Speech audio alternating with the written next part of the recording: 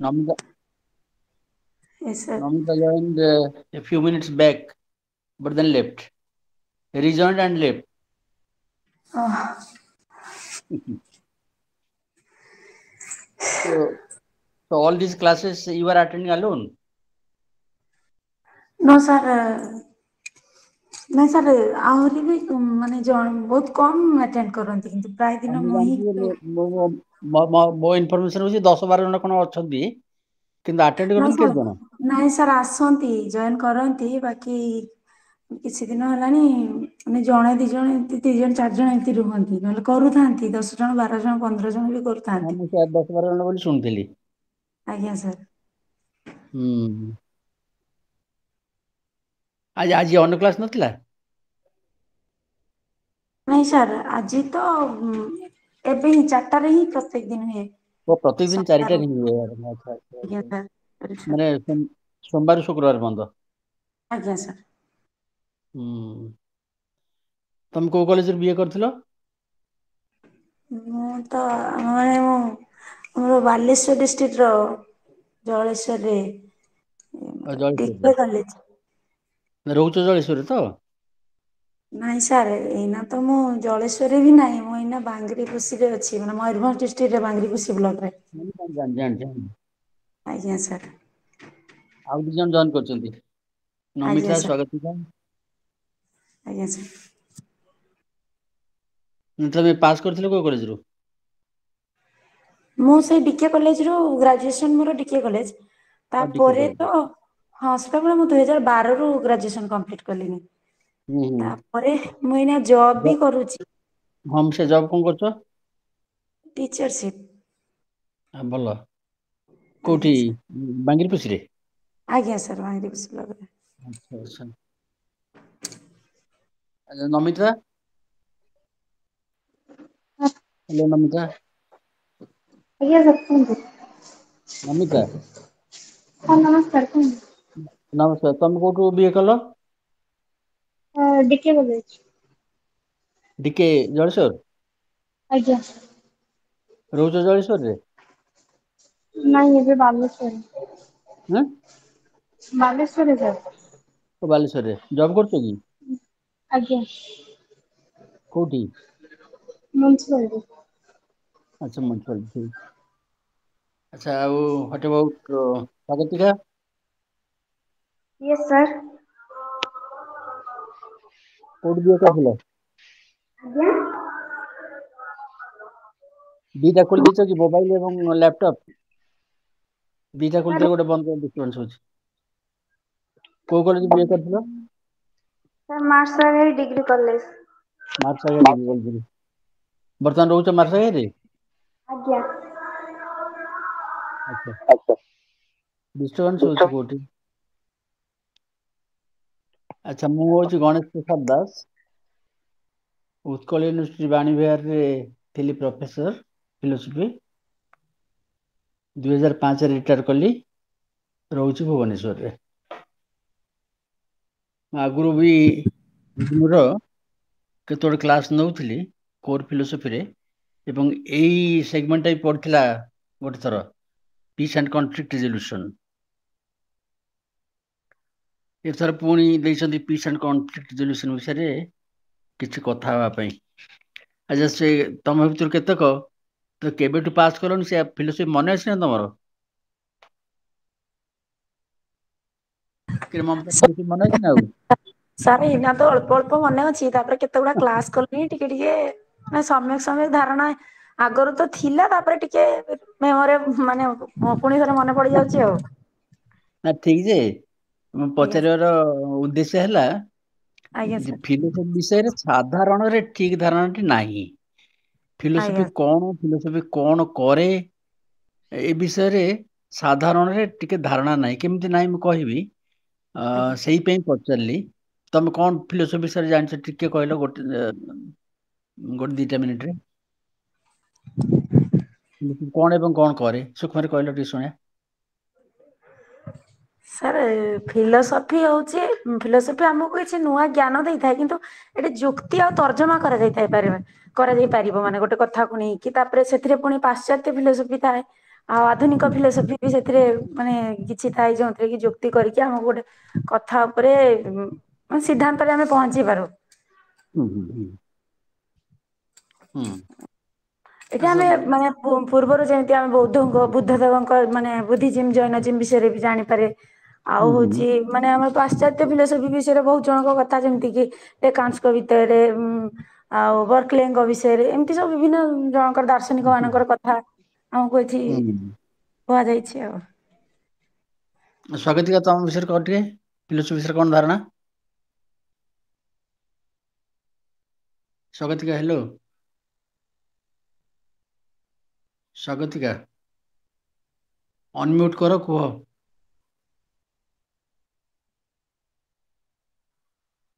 स्वागतिका नमिता स्वागतिका disconnect हो नमिता सब disconnect हो जाउछन्ती केमिति कोन करियो मु कोन नेटवर्क प्रॉब्लम होचिला कोन के जानि से दी जण आछन्ती जाउछन्ती तार डिस्कनेक्ट पुन स्वागतिका आसले स्वागतिका कह फिलोसफी कहले तुम कोन ए पंत बुझछ कह तो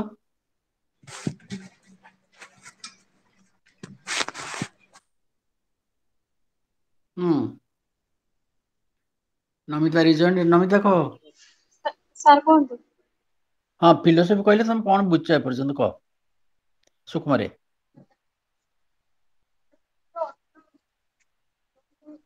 सब हमें गोटे देखिकी ताको हमें तर्जमा बा जुक्ति अनुसार हमें ताको अंधार रूप कहरु हमें आलोक को जेमितिका बाहर कर जाए तार तर्जमा करिबा मो मो सामने गोटे लैपटॉप देखुची सेटा देखि कोन तार ताको अंधार आलो काढी तर्जमा करी हां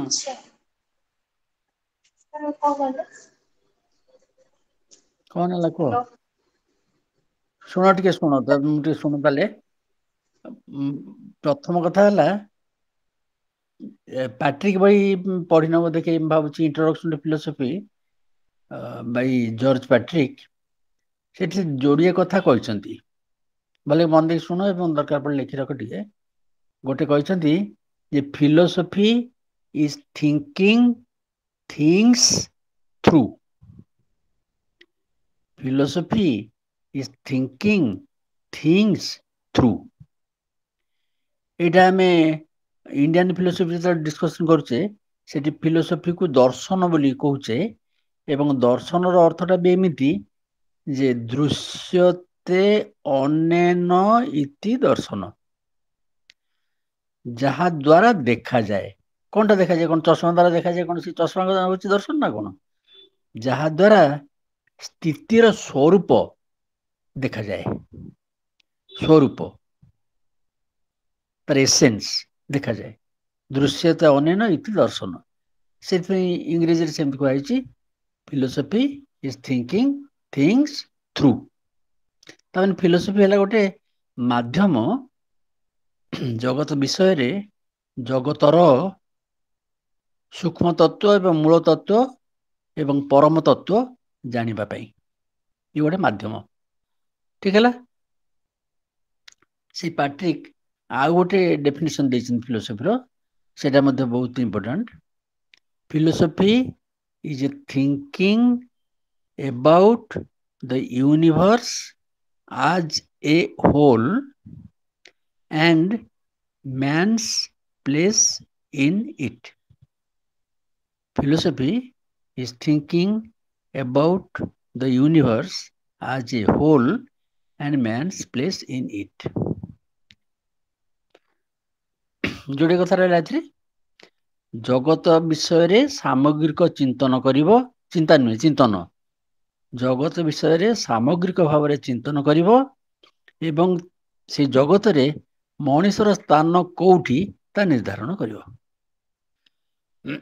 दीटा कथा बाला गोटे कथा होची थिंकिंग इन 360 डिग्रीज 360 डिग्री कौन बुझल तो गोटे वृत्त आंकिबा सेटा हला 360 डिग्री तार कोणर परिमाण हला 360 डिग्री ଗୋଟେ ସମକୋଣ କଲେ ହେଲା 90 डिग्री, ଗୋଟେ ସରଳ ରେଖା ଟାଣିଦେଲେ ଏପଟେ ରହିଲା 180 डिग्री, ସେପଟେ ରହିଲା 180 डिग्री।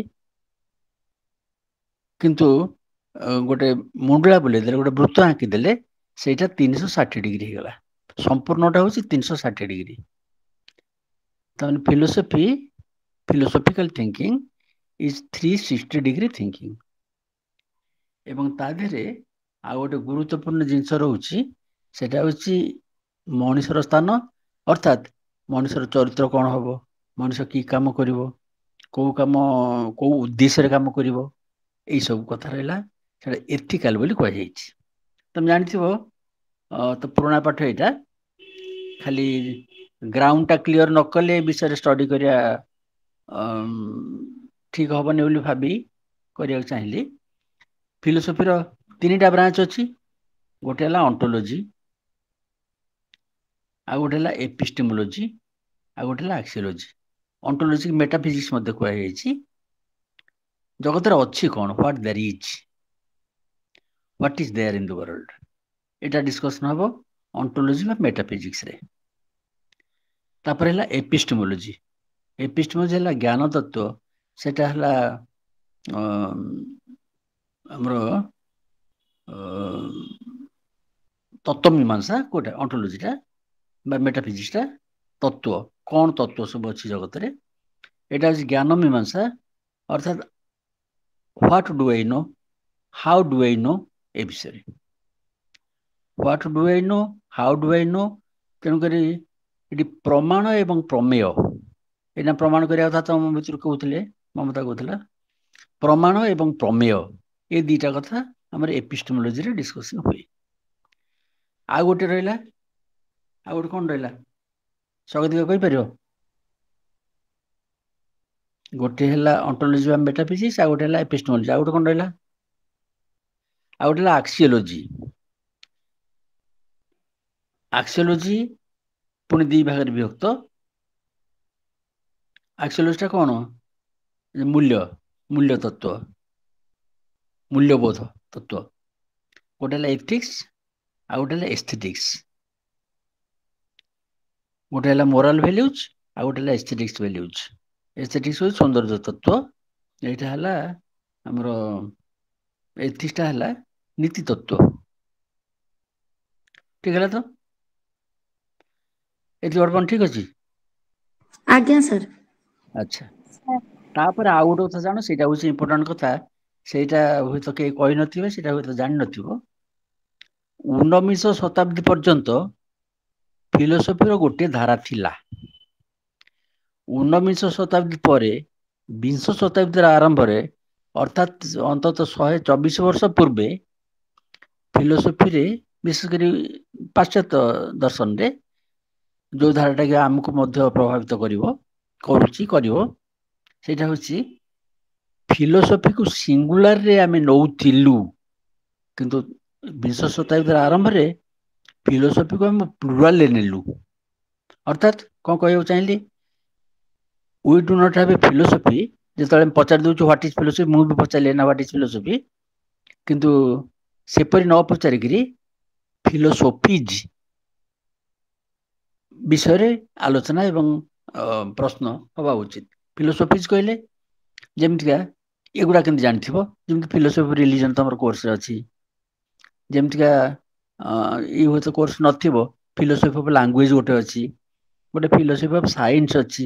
ସେ ପୁଣି ଫିଲୋସଫି ଅଫ୍ ସାଇନ୍ସରେ philosophy of physical science, philosophy of biology, philosophy of psychology, philosophy of social sciences, philosophy of economics, philosophy of history, এইଭଳି ସବୁ ଅଛି। ତାପରେ ପୁଣି ଫିଲୋସଫି ଅଫ୍ ମ୍ୟାଥମେଟିକ୍ସ, এইଭଳି ଯୋଉ ଅଛି, philosophy of technology, philosophy of environment, philosophy of business, এইଭଳି ସବୁ ଅଛି ଫିଲୋସଫିଜ।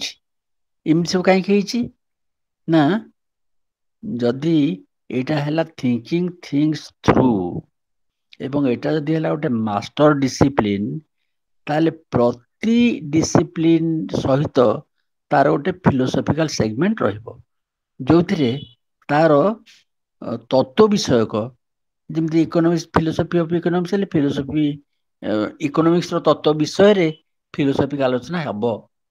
ତାର ଯେମିତି ସବୁ ହେଲା କମୋଡିଟିଜ, ୱାଣ୍ଟସ୍, ଡିଜାୟାର୍ସ, ଇକୋନୋମିକ ଭ୍ୟାଲ୍ୟୁ, ଏଗୁଡା ସବୁ ସେଥିରେ ଡିସ୍କସନ ହବ ଫିଲୋସଫି ଇକୋନୋମିକ୍ସରେ। ସେମିତି ସାଇନ୍ସରେ କଣ ସବୁ ଆମର ଡିସ୍କସନ ହୁଏ? ମ୍ୟାଟର, ମୋସନ, କଜାଲିଟି, ଏ ସବୁ ହେଲା ତାର ସ୍ପେସ୍, ଟାଇମ, ଏଗୁଡା ହେଲା ସାଇନ୍ସର କନସେପ୍ଟ। ସେଇ କନସେପ୍ଟ ଗୁଡାକ ଫିଲୋସଫି ସାଇନ୍ସରେ ଆଲୋଚନା ହବ। ସେମିତି ଫିଲୋସଫି ଗଡ କଣ ଆଇ ମିନ୍ ଫିଲୋସଫି ରିଲିଜନରେ ସେମିତିଆ ଗଡ, ସୋଲ, ଇମୋର୍ଟାଲିଟି, ଏସବୁ ତାର କି କନସେପ୍ଟ, ସେ ବିଷୟରେ ଫିଲୋସଫି ରିଲିଜନରେ ଆଲୋଚନା ହୁଏ। ସେ ବିଷୟରେ ଜାଣିଥିବ, ଅଛି ତମ କୋର୍ସେସ ଗୁଡାକ। ସେମିତି ଫିଲୋସଫି ଲାଙ୍ଗୁଏଜରେ ମିନିଂ କଣ, ସେଣ୍ଟେନ୍ସ କଣ, ଷ୍ଟେଟମେଣ୍ଟ କଣ, ପ୍ରୁଫ କଣ, ୱେଜ ଅଫ ନୋଇଂ କଣ, ଏସବୁ ଗୁଡାକ ସେଠି ନଲେଜ କଣ, ବିଲିଫ କଣ, ଓପିନିଅନ କଣ, ଏଗୁଡା ସବୁ ଡିସ୍କସନ ସେଠି ହବ। ହେଲା କି? ତେଣୁକରି ସେଇଥିପାଇଁ ମୁଁ କହିଲି we do not have philosophy in the singular, rather we have philosophy in the plural। ଏବଂ ସେଇ ଭାବରେ ଆମେ ଡିସ୍କସନ କରୁଛୁ, ଏବଂ ସେଇ ଭାବରେ ଯଦି ସବୁଠି ଡିସ୍କସନ କରନ୍ତୁ, ତାହେଲେ ଲୋକମାନଙ୍କର ଯୋଉ ଧାରଣା, କିଛି ସମୟ ପୂର୍ବରୁ ଯୋଉ କହୁଥିଲି, ଲୋକମାନଙ୍କର ଯୋଉ ଧାରଣା ଫିଲୋସଫି କିଛି କରୁନାହିଁ, ଫିଲୋସଫି ଗୋଟେ ଆଇଡିଆଲ ଡିସିପ୍ଲିନ, ଖାଲି ଆର୍ମ ଚେୟାର ଥିଙ୍କିଂ, କେବଳ ସେଠି ଏମ୍ପଟି ନଥିଙ୍ଗସ ଆଲୋଚନା ହୁଏ, ସେମିତି ସେମାନେ ଭାବନ୍ତେ ନାହିଁ।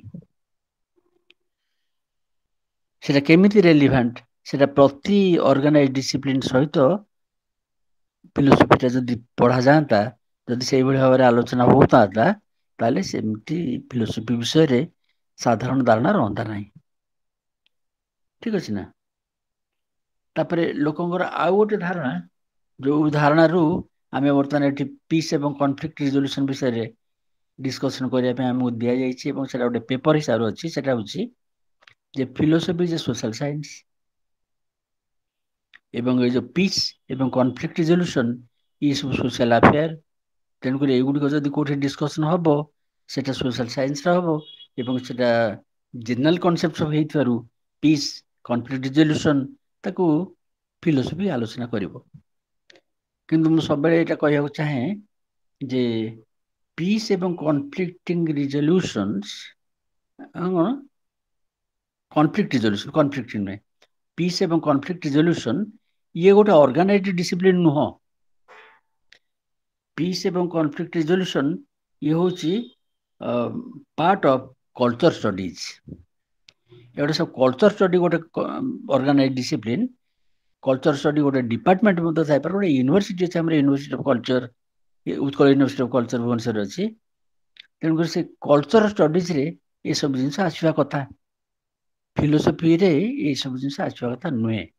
କିନ୍ତୁ ଯେହେତୁ ୟୁନିଭର୍ସିଟି ଗ୍ରାଣ୍ଟସ କମିଶନ ତାକୁ ସ୍ପେସିଫାଇ କରିଛନ୍ତି ଫିଲୋସଫିରେ ପଢା ହବ ବୋଲି, ବିଭିନ୍ନ ୟୁନିଭର୍ସିଟିରେ ଏବଂ ଇନ୍ଦିରା ଗାନ୍ଧୀ ଓପନ ୟୁନିଭର୍ସିଟିରେ ତାକୁ ପାଠ୍ୟକ୍ରମରେ ସ୍ଥାନ ଦେଇଛନ୍ତି। ଏ ବିଷୟରେ କ୍ଲିୟର ହେଇଥିଲା। ଠିକ ହେଲା ନା ନାଇଁ? ଆଜ୍ଞା ସାର୍। ମନେ ରହିଲା ତ, ବର୍ତ୍ତମାନ ଆମର philosophy is not discussed in the singular, philosophy is discussed in the plural। ଯାହା ସବୁ କହିଲି philosophy of, ଆଜ୍ଞା philosophy of ଡ୍ୟାଶ, ସେ ଯୋଉ ଡ୍ୟାଶଟା ରହିଲା, ସେଠି ଗୋଟେ ଅର୍ଗାନାଇଜ ଡିସିପ୍ଲିନର ସ୍ଥାନ ରହିବ। ଆଜ୍ଞା ସାଇନ୍ସ, ରିଲିଜନ, ମ୍ୟାଥମେଟିକ୍ସ, ଆଜ୍ଞା ବାୟୋଲୋଜି, ମେଡିସିନ, ଫିଲୋସଫି ମେଡିସିନ ଅଛି, ସେମିତି ଫିଲୋସଫି ଆଜ୍ଞା ଟେକ୍ନୋଲୋଜି, ଏଇଭଳି ଭାବରେ ସବୁ ଆମେ ଆଲୋଚନା କରିବା କଥା। ଆଜ୍ଞା ତେବେ ଆମେ ଯୋଉ ଆଲୋଚନା କରୁଛେ ପିସ୍ ଏବଂ କନଫ୍ଲିକ୍ଟ ରିଜଲ୍ୟୁସନ, ତାକୁ ଆମେ ଫିଲୋସଫି ଅଫ କଲଚର ଭାବରେ ଆଲୋଚନା କରିବା। ଏଥିରେ ଯାହା ସବୁ ଅଛି, ମୁଁ ବହିଟା ଦେଖିଲି, ବହି ତମ ପାଖରେ ଥିବ ତ? ଆଜ୍ଞା ସାର୍। ଏମଏପି 5 ନା କଣ ସେଟା? MGP ନା କଣ ସେଟା ରହ ଦେଖେ, ମୋ ପାଖରେ ଅଛି ତ ସେଟା।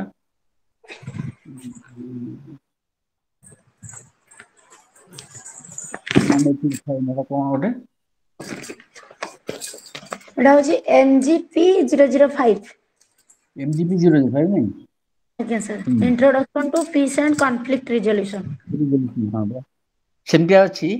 ତାପରେ ଆଉ ଲକ୍ଷ୍ୟ କର, ତମେ ଜାଣିଛ କି ନାଇଁ, ଆଉ ଗୋଟେ କନଫ୍ଲିକ୍ଟ ରିଜଲ୍ୟୁସନ ଉପରେ ତାଙ୍କର ବହିଟିଏ ବି ଅଛି। ଜାଣିଛ? କନଫ୍ଲିକ୍ଟ ରିଜଲ୍ୟୁସନ, ଆଜ୍ଞା। ସେମିତି ଗୋଟେ ବହି ଅଛି ତାଙ୍କର। ସେ ବହିଟା ନେଇକି ଯାଇଥିଲି ହେଲା school of social sciences Indira open university ହଁ conflict resolution and peace building ସେମିତି ଗୋଟେ ବହିଟେ ଅଛି ତାଙ୍କର। ଆମର ଆମ ପାଖରୁ ଯୋଉ ବହି ସେଟା ଗୋଟେ ଅଛି ତମେ ଖୋଜିବ ଦେଖିବ ମୁଁ ତ ଖୋଜି ପାଇଛି ପରା ବହିଟା ନାଁ ହେଉଛି conflict resolution and peace building. ତେଣୁକରି ତମକୁ ଯୋଉ ବହିଟା ମିଳିଛି ସେ 5 ଯୋଉ ଏମିତି କଣ କହିଲ ତା ସାଙ୍ଗରେ ଆଜ୍ଞା ମିଶେଇକିରି ପଢିବ ଦିଟା ଆଜ୍ଞା ଡାଉନଲୋଡେବଲ ତ ମିଶେଇକି ପଢିବ। ତାପରେ ମୁଁ ଆଉ ଯାହା ଯୋଉଠି ଦରକାର ପରେ କହିବି ଆଉ ତ ଆଜ୍ଞା 3ଟା କ୍ଲାସ ଅଛି ଆଗକୁ କହିବି ସେଠି। କିନ୍ତୁ ବର୍ତ୍ତମାନ ଦେଖିବା ବର୍ତ୍ତମାନ ଆଉ କେତେ ଗୋଟେ ଫଣ୍ଡାମେଣ୍ଟାଲ ଜିନିଷ ଦେଖିବା। ସେଟା ସର୍ଚ୍ଚ କଲେ ଡାଉନଲୋଡ କରି ହବ ନା? ହଁ ମୁଁ କରିଛି ପରା ଲେଖିଦବ IGNOU conflict resolution and peace building PDF।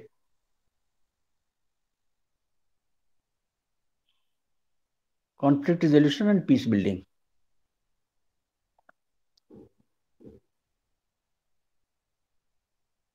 ଆହୁରି ଅନେକ ବହି ଅଛି କିନ୍ତୁ ଆମର ଇଗ୍ନୋ ଏଇ 2ଟା ବହି ଆମକୁ ଫ୍ରି ଦଉଛି। ସେମିତି ୱେଷ୍ଟର୍ଣ୍ଣ ଫିଲୋସଫି ୱେଷ୍ଟର୍ଣ୍ଣ କଣ୍ଟ୍ରିଜରେ ଆହୁରି ଅନେକ ବହି ସବୁ ଅଛି ମୁଁ ବି ରଖିଛି ସେଥିରୁ ପୁଳେ କିନ୍ତୁ ସେଟାକ କାହିଁକି ଏଠି ଡିସ୍କସନ କରିବା କଣ ଦରକାର। ଆଚ୍ଛା ତାପରେ ଶୁଣ ଏଥିକ୍ସଟା କଣ ଏବଂ ଭ୍ୟାଲୁଜଟା କଣ ଏ ବିଷୟରେ ଟିକେ କ୍ଲିୟର ହବା। Ethics is a set of rules that determine the behavior of a person। repeat କରୁଛି ethics is a set of rules that determine the behavior of a person। ମଣିଷର ବ୍ୟବହାରକୁ ସେ ସଂଯୋଗ କରାଏ ଡିଟରମିନ୍ କରାଏ ଯୋଉ ସେଟ୍ ଅଫ୍ ରୁଲ୍ସ ନିୟମ ସେଇଟା ହଉଛି ସେଇ ନିୟମ ସମୂହ ହଉଛି ethics. So ethics is a discipline rather a sub-discipline of philosophy। ଆଚ୍ଛା ethics କଣ values କଣ? values ତ ଓଡିଆ ତ କହନ୍ତି ମୂଲ୍ୟବୋଧ। ଆମକୁ ଯେତେବେଳେ ପଚରା ହବ ତୁ ଏଇଟା କାହିଁକି କରୁଛୁ ତୁ ଆଜି କାହିଁକି ଯାଇକି ସେଇଠି ବସିକିରି 4ଟାରୁ 6ଟା ପର୍ଯ୍ୟନ୍ତ ଇଗ୍ନୋ କ୍ଲାସରେ ବସିଛୁ ପାଠ ପଢୁଛି। ପାଠ କଣ ହବ? ପାଠ ପଢିଲେ ବହୁତ କଥା ହବ। ପାଠଠୁ ବଳି କଣ ପବିତ୍ର କଥା କିଛି ଅଛି କି ଦୁନିଆରେ? ଗୀତା କହିଛନ୍ତି ପରା ବିଦ୍ୟା ହଉଛି ସବୁଠାରୁ ପବିତ୍ର ଜିନିଷ। ତା ଭଳି ପବିତ୍ର ଜିନିଷ ଏଠି କିଛି ନାହିଁ। ଏମିତି କହିନି ନା? ନ ବିଦ୍ୟାତ୍ ପବିତ୍ର ଆଉ କଣ ସେଟା କହିଲା ନହିଁ ବିଦ୍ୟାତ୍ ପବିତ୍ର ଇହ ବିଦ୍ୟତେ ଏମିତି କହିଲେ। ବିଦ୍ୟାଠାରୁ ବଳି ପବିତ୍ର ଜିନିଷ ନାହିଁ। ତେଣୁକରି ଯୋଉଗୁଡା ପବିତ୍ର ଜିନିଷ ସେଇଟା ହଉଛି ଅତି ଉଚ୍ଚତମ ମୂଲ୍ୟବୋଧର ସ୍ଥାନ। ତେଣୁକରି ସେଇଥିପାଇଁ ମୁଁ ବିଦ୍ୟା ପଢୁଛି। ତେଣୁକରି ଏଇ ସବୁ କଥା ତାକୁ ଭେଲ୍ୟୁଜ ବୋଲି କୁହାଯାଏ। ଭେଲ୍ୟୁଜ ହଉଛି ଅର୍ଥ ଉପାର୍ଜନ ସିଏ ଗୋଟେ ଭେଲ୍ୟୁ। ମଉଜ ମଜଲିସ କରିବା ଜୀବନରେ ସିଏ ଗୋଟେ ଭେଲ୍ୟୁ। ବନ୍ଧୁ କରିବା ବନ୍ଧୁ ସଙ୍ଗ ଲାଭ କରିବା ସେ ଗୋଟେ ଭେଲ୍ୟୁ। ସ୍ନେହ ଶ୍ରଦ୍ଧା ସିଏ ଗୋଟେ ଭେଲ୍ୟୁ ନୁହେଁ କି? ଯୋଉ ପାଇଁ ଗୋଟେ କାର୍ଯ୍ୟ କରାଯାଏ ଯୋଉ ଉଦ୍ଦେଶ୍ୟରେ ଗୋଟେ କାର୍ଯ୍ୟ କରାଯାଏ ସେଇଗୁଡିକ ଆମର ସବୁ ହେଲା ମୂଲ୍ୟବୋଧ। ଭେଲ୍ୟୁଜ are those beliefs for which a person has enduring preference। ଯୋଉଥିପାଇଁ ମଣିଷର ପ୍ରିଫରେନ୍ସ ବା ଆକାଂକ୍ଷା ରହେ ତାକୁ ପ୍ରିଫର କରେ ତାକୁ ବାଛେ ଅନ୍ୟମାନଙ୍କୁ ଦୂରେଇ ଦେଇକି ସେଇଟାକୁ ବାଛେ ଏଣ୍ଡ୍ୟୁରିଂଲି। ଏଣ୍ଡ୍ୟୁରିଂଲି ହୁଏତ ସାରା ଜୀବନ ହେଇପାରେ ନହେଲେ ଜୀବନର କିଛି ଅଂଶ ପର୍ଯ୍ୟନ୍ତ ହେଇପାରେ। ସେଇଟା ହେଲା ତାର ସେ ବିଶ୍ୱାସ ଗୁଡିକ ହେଲା ତାର ମୂଲ୍ୟବୋଧ। ଯେମିତିକା ଦେଶ ପ୍ରୀତି ସେ ଗୋଟେ ମୂଲ୍ୟବୋଧ ଯୋଉଟା କି ବହୁତ ଏଣ୍ଡ୍ୟୁରିଂ ନୁହଁ କି? ସେଇ ଦୃଷ୍ଟିରୁ ଯୋଉ ଏଥିକ୍ସ ଏବଂ ଭ୍ୟାଲୁଜ କଥା କହିଲି ସେ ବିଷୟରେ ଏଇଭଳିଆ ଗୋଟେ କଥା କୁହାଯାଇଛି ଯେ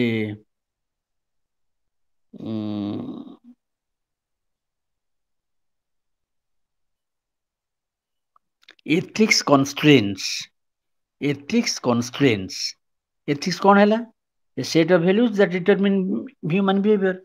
ତେଣୁ ଡିଟରମିନ୍ କଲା କଣ କରିବ କଣ ନ କରିବ ସେଟା ଜଣକ ପାଇଁ ସ୍ଥିର ହେଲା।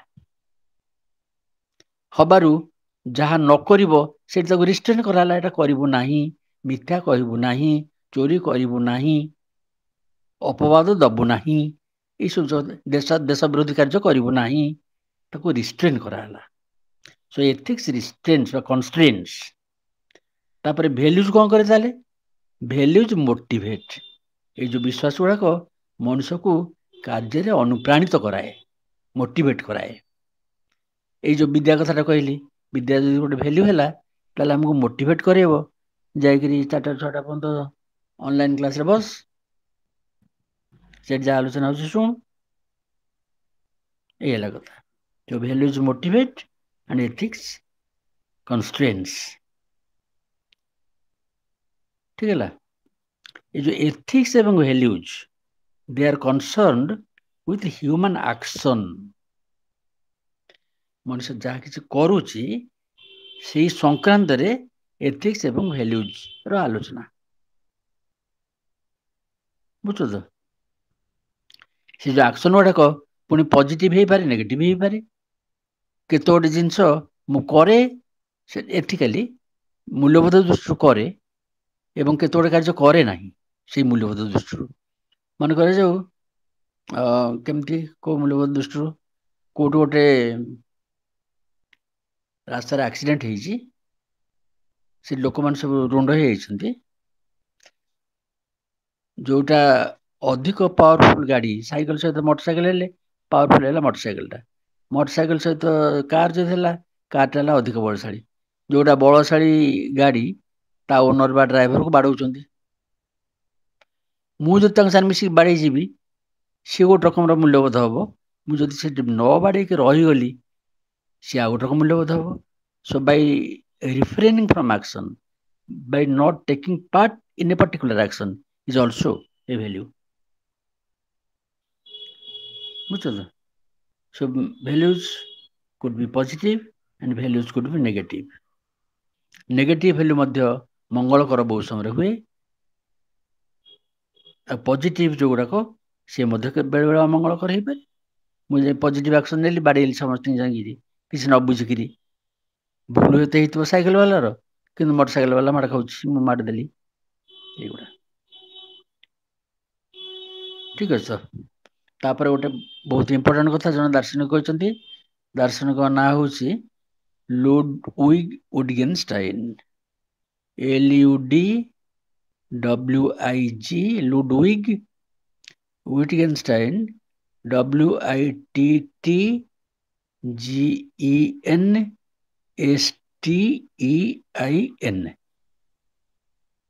WITTGENSTEIN, ୱିଟଗେନଷ୍ଟାଇନ।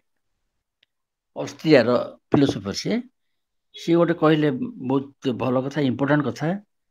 Ethics is a condition of the world. Ethics is a condition of the world as logic is. Logic ହଉଛି ୱାର୍ଲଡର ଗୋଟେ କଣ୍ଡିସନ। ଲଜିକ ୱାର୍ଲଡର ଯେପରି ଗୋଟେ କଣ୍ଡିସନ, ଏଥିକ୍ସ ମଧ୍ୟ ୱାର୍ଲଡର ସେଇପରି ଗୋଟେ କଣ୍ଡିସନ। ବୁଝା ପଡୁଛି ନା? ସେ କଣ ପୁଣି ଯଦି ଲଜିକ ନାହିଁ, କଣ ୱାର୍ଲଡ ନାହିଁ? ସେଟା ବୁଝିବା ଆଗ। ଲଜିକ ଜାଣି ଯଦି କଣ ୱାର୍ଲଡ ନାହିଁ, ନା ସେଇଭଳି ଭାବରେ ବୁଝିବାକୁ ପଡିବ। ପୁଣି ଏଥିକ୍ସ ନାହିଁ ଯଦି ୱାର୍ଲଡ ନାହିଁ, କଣ୍ଡିସନ ଅଫ ଦି ୱାର୍ଲଡ ବୋଲି କହିଲା। କେମିତି? ଲଜିକ ତ ଥିଲା ତମର କାହାର ବହୁ ବର୍ଷ ପୂର୍ବରୁ ଥିଲା, ବା କାହାର ଅଳ୍ପ କେତେ ବର୍ଷ ପୂର୍ବରୁ ଥିଲା। ଲଜିକ ନିଶ୍ଚୟ ଥିବ। ଡିଡକ୍ଟ ଲଜିକ, ଇନଡକ୍ଟ ଲଜିକ ପଢା ହେଇଛି। ଆମେ ଜାଣିଛେ ସେଇଥିରୁ ଯେ logic organisation what we say in language. Logic organizes what we say in language. जो ଯୁକ୍ତି କରିବା କଥା କହିଲ, ଯୁକ୍ତି କରିବା, ତାକୁ ପ୍ରମାଣ କରିବା, ସବୁ ଯୁକ୍ତି ତ ପ୍ରାମାଣିକ ନୁହେଁ। କେତେକ ଯୁକ୍ତି ପ୍ରାମାଣିକ, କେତେକ ଅପ୍ରାମାଣିକ, ତାକୁ ଫାଲେସି ବୋଲି ଆମେ କହୁ। ଏଇସବୁ ଯୋଉ କଥା କରନ୍ତି, ପ୍ରମାଣ ଅପ୍ରମାଣ, ପ୍ରମାଣର କଣ୍ଡିସନ କଣ, ଅପ୍ରମାଣ କାହିଁକି ହୁଏ, ଫାଲେସି କାହିଁକି ହୁଏ, ଏଇସବୁ କଥା ଲଜିକରେ ଆଲୋଚନା ହୁଏ। ଏବଂ ଏଇଟା ଅବଶ୍ୟ ଫର୍ମାଲ ଲଜିକ। ପୁଣି ଇନଫର୍ମାଲ ଲଜିକ ଅଛି, ଯୋଉଥିରେ ଶବ୍ଦ ବ୍ୟବହାରର ନିୟମ ବିଷୟରେ ଚର୍ଚ୍ଚା ହୁଏ ବା କନସେପ୍ଟ ବ୍ୟବହାରର ନିୟମ ବିଷୟରେ ଚର୍ଚ୍ଚା ହୁଏ। ସେଇଥିପାଇଁ ଆମେ ଯାହା ସବୁ କହିବୁ whatever is speakable, whatever can be said is organised by logic. Whatever we say, whatever can be said within the framework of logic। ଲଜିକର ଫ୍ରେମୱାର୍କ ଭିତରେ ହିଁ କହିହବ। ଆମେ ଯାହା ସବୁ କହୁଛୁ ସବୁ ଯାକ ଲଜିକର ଫ୍ରେମୱାର୍କରେ, ଲଜିକ ଫ୍ରେମୱାର୍କ ବାହାରେ କିଛି କହିହବ ନାହିଁ। ଏଇଟା ହେଲା କଥା। ସିଏ ହେଲା କଣ୍ଡିସନ ଅଫ ଦି ୱାର୍ଲଡ ହିସାବରେ, condition of the world which is spoken about, which is described or rather describable। ୱାର୍ଲଡଟା ତ ଖାଲି ତା ମନକୁ ଥିବା, ଆମେ ସେ ବିଷୟରେ କିଛି ଡିସ୍କସନ କରୁନଥିବୁ ସେମିତି ତ ନୁହଁ। ଯାହା ଆମେ ଜାଣୁଛୁ, ଯୋଉ ବିଷୟରେ ଆମେ କହୁଛୁ, ସେଇଟା ହଉଛି ୱାର୍ଲଡଟା। ତେବେ ସେଇ ୱାର୍ଲଡ ବିଷୟରେ ଯେତେବେଳେ ଆମେ ଚର୍ଚ୍ଚା କରୁ ସେତେବେଳେ ଲଜିକର ସାହାଯ୍ୟ ଅବଶ୍ୟ ନେଉଥାଉ। So logic is a condition of the world in this sense. ସେଇଭଳି ଭାବରେ ethics is also a condition of the world. ଯୋଉ ୱାର୍ଲଡ ବିଷୟରେ ଆମେ ଡିସ୍କସନ କରୁଛୁ ତାର ସ୍ପିକେବଲ ପାର୍ଟଟାରେ ସିନା ଲଜିକ ସାହାଯ୍ୟ କରୁଛି ଆମକୁ, ତାର ଯୋଉ ଡୁଏବଲ ପାର୍ଟ ରହିଲା, ଆମେ ନାନା କାର୍ଯ୍ୟ କରୁଛୁ ଜଗତରେ, ଜଗତରେ ଯୋଉ ନାନା କାର୍ଯ୍ୟ କରୁଛୁ ସେ କାର୍ଯ୍ୟର ପରିଚାଳନା ଏବଂ ସେ କାର୍ଯ୍ୟର ଅର୍ଗାନାଇଜେସନ ଏଥିକ୍ସ ଦ୍ୱାରା ହୁଏ। କିଛି କ'ଣ ପୁରୁଷ କଥା କହିଲି। ହେରମ has joined. ହେରମ welcome। ଆଚ୍ଛା, so ethics is a condition of the world as logic is. Logic organizes what we say in language and ethics organizes what we think, say and do। कर्मणि कर्मणि नहीं ठीक कहली,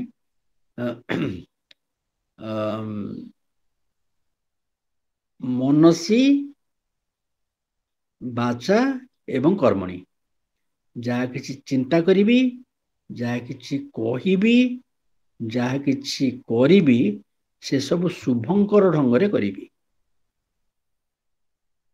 जदि ए विचार जो होता है से एथिकल हो गला एवं एथिक्स मध्य गोटे कंडीशन ऑफ द वर्ल्ड है। जमती मनुष्य शरीरटा कथा विवेचना कल टे, मनुष्य शरीरटा चर्म आवृत हो, जो चर्मटा आमको बाहर देखा जाउछि से जो कौन कहती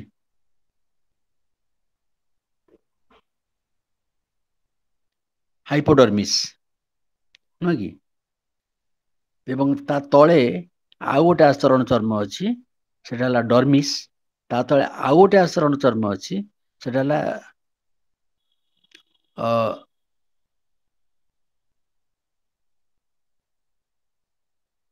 epidermis. Hypodermis, dermis and epidermis एमती तीन स्तर एक अच्छी। मैंने शरीर को गोटे चर्म स्तर घोड़े, से स्तर को आउ गोटे स्तर घोड़े, से स्तर को आउ गोटे स्तर घोड़े।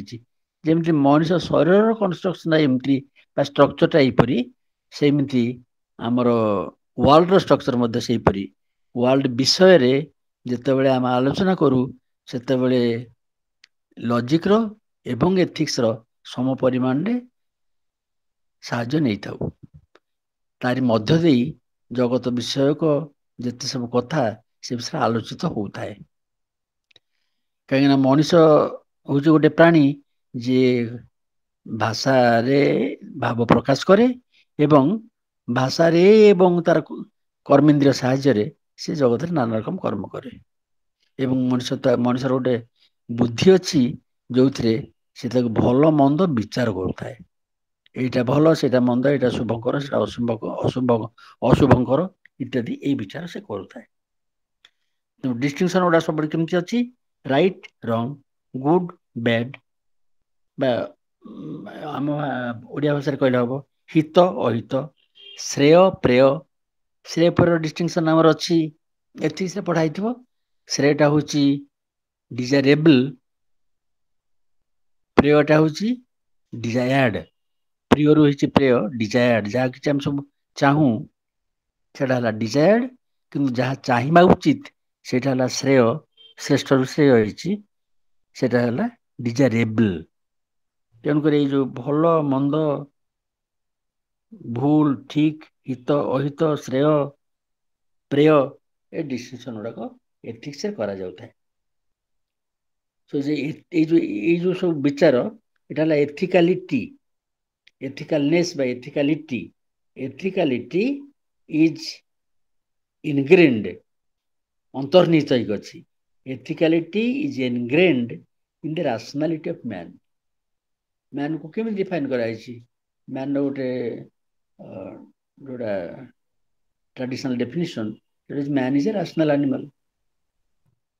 ପ୍ରାଣୀ, ଇତର ପ୍ରାଣୀ ଏବଂ ମଣିଷ, ୟା ଭିତରେ ତଫାତଟା କଣ ହେଲା? ଆହାର, ନିଦ୍ରା, ଭୟ, ମୈଥୁନ, ଏତକ ସବୁ ପ୍ରାଣୀଙ୍କର କମନ କ୍ୟାରେକ୍ଟରିଷ୍ଟିକ୍ସ। କିନ୍ତୁ ମଣିଷର ଆଉ ଗୋଟେ ଅଧିକା କ୍ୟାରେକ୍ଟରିଷ୍ଟିକ ଅଛି, ସେଟା ହଉଛି ତାର ବିବେକ। ସେ ବିବେକଟି କଣ? ସେ ବିବେକଟି ହେଲା ଭଲ ମନ୍ଦ ଭିତରେ ପ୍ରଭେଦ କରିବା। ତ distinguish between right and wrong, good and bad, ହିତ and ଅହିତ, ଶ୍ରେୟ and ପ୍ରେୟ। ବୁଝିଲ ତ? So ethicality is ingrained in the rationality of man. ଏଠି ଜଣେ ପଚାରି ପାରନ୍ତି ଯେ why should we be moral? ଆମେ କାହିଁ ମୋରାଲ କଣ ହବନି, କାମ ଚଳିବନି କି? ବର୍ତ୍ତମାନ ତ ଯେମିତିଆ ଯୁଗ, ମର୍କାଣ୍ଟାଇଲ ଯୁଗ, ଏଟା ବେପାରୀ ଯୁଗ, ମର୍କାଣ୍ଟାଇଲ ଏରା, ସେଠି ଲୋକମାନେ ହିତ ଅହିତ, ଭଲ ମନ୍ଦ ଏଇ ବିଚାରର ସବୁ ପଛରେ ପକେଇ ସାରିଲେଣି। ନମିତା କଣ କହିବାକୁ ଚାହୁଁଛି? ହାତ ଟେକିଦେଲା ଯେ, କଣ ହେଲା? ଭୁଲ ବାଜିଗଲା ନା କଣ? ସାର୍ ନମିତା କଣ ଭୁଲରେ ପଚାରିବାକୁ ବାଜିଗଲା, ଚାହୁଁଛି? ଭୁଲ ବାଜିଗଲା ତ? ସାର୍ ଭୁଲରେ ବାଜିଯାଇଛି। ଏ କ୍ଲାସ ରୁମରେ ଏମିତି ହୁଏ, ମାନେ ହାତ କୁଣ୍ଡ କୁଣ୍ଡ ହାତ ଉପରକୁ ଉଠିছে, ସାର୍ ପଚାରନ୍ତି କଣ ପଚାରିବୁ ରେ? ନା ନା, ହାତ କୁଣ୍ଡେଇ ହଉଥିଲା ମୋର। ଏଟା ଇଲେକ୍ଟ୍ରୋନିକ ଡିଭାଇସରେ ବି ସେ ଏମିତି ହେଇଯାଉଛି, ନାଇଁ ନା? ଠିକ ଅଛି, ଠିକ ଅଛି, no problem. why should we be moral, ନାଇଁ କି? ଏ ପ୍ରଶ୍ନ ଯଦି ଉଠିବ, ତାହେଲେ ଆମେ କଣ ଉତ୍ତର ଦେବା? ଆଜିକାଲି ଯୁଗର ପିଲାଙ୍କୁ ଯଦି ପଚାରିବା, ଟିକେ ନୀତି ଅନୀତି ଦେଖି ବ୍ୟବହାର କରୁଥା, ଏମିତି କଣ କରୁଛୁ ଗୋଟେ? କଣ ମୋରାଲ ହେଲେ କଣଟା ମିଳିବ ମତେ? ଏ ପ୍ରଶ୍ନ ପଚାରିଦବା ଫଟକିଣି। ସେ ପ୍ରଶ୍ନ ଯଦି ପଚରା ଯାଏ, ଯଦି କିଏ ପଚାରେ, ଏବଂ ଏଇଟା ଗୋଟେ ମଧ୍ୟ ଆଲୋଚ୍ୟ ବିଷୟ, why should I be moral? ଏହାର ଗୋଟେ ଉତ୍ତର ହେଲା, ସେଟା ଗୋଟେ ବଡ ଜବରଦସ୍ତ ଉତ୍ତର, ସେଟା ହଉଛି ହ୍ୟୁମାନ ବିଙ୍ଗସ୍ ଆର୍ ମୋରାଲ। ବୁଝୁଛ ନା?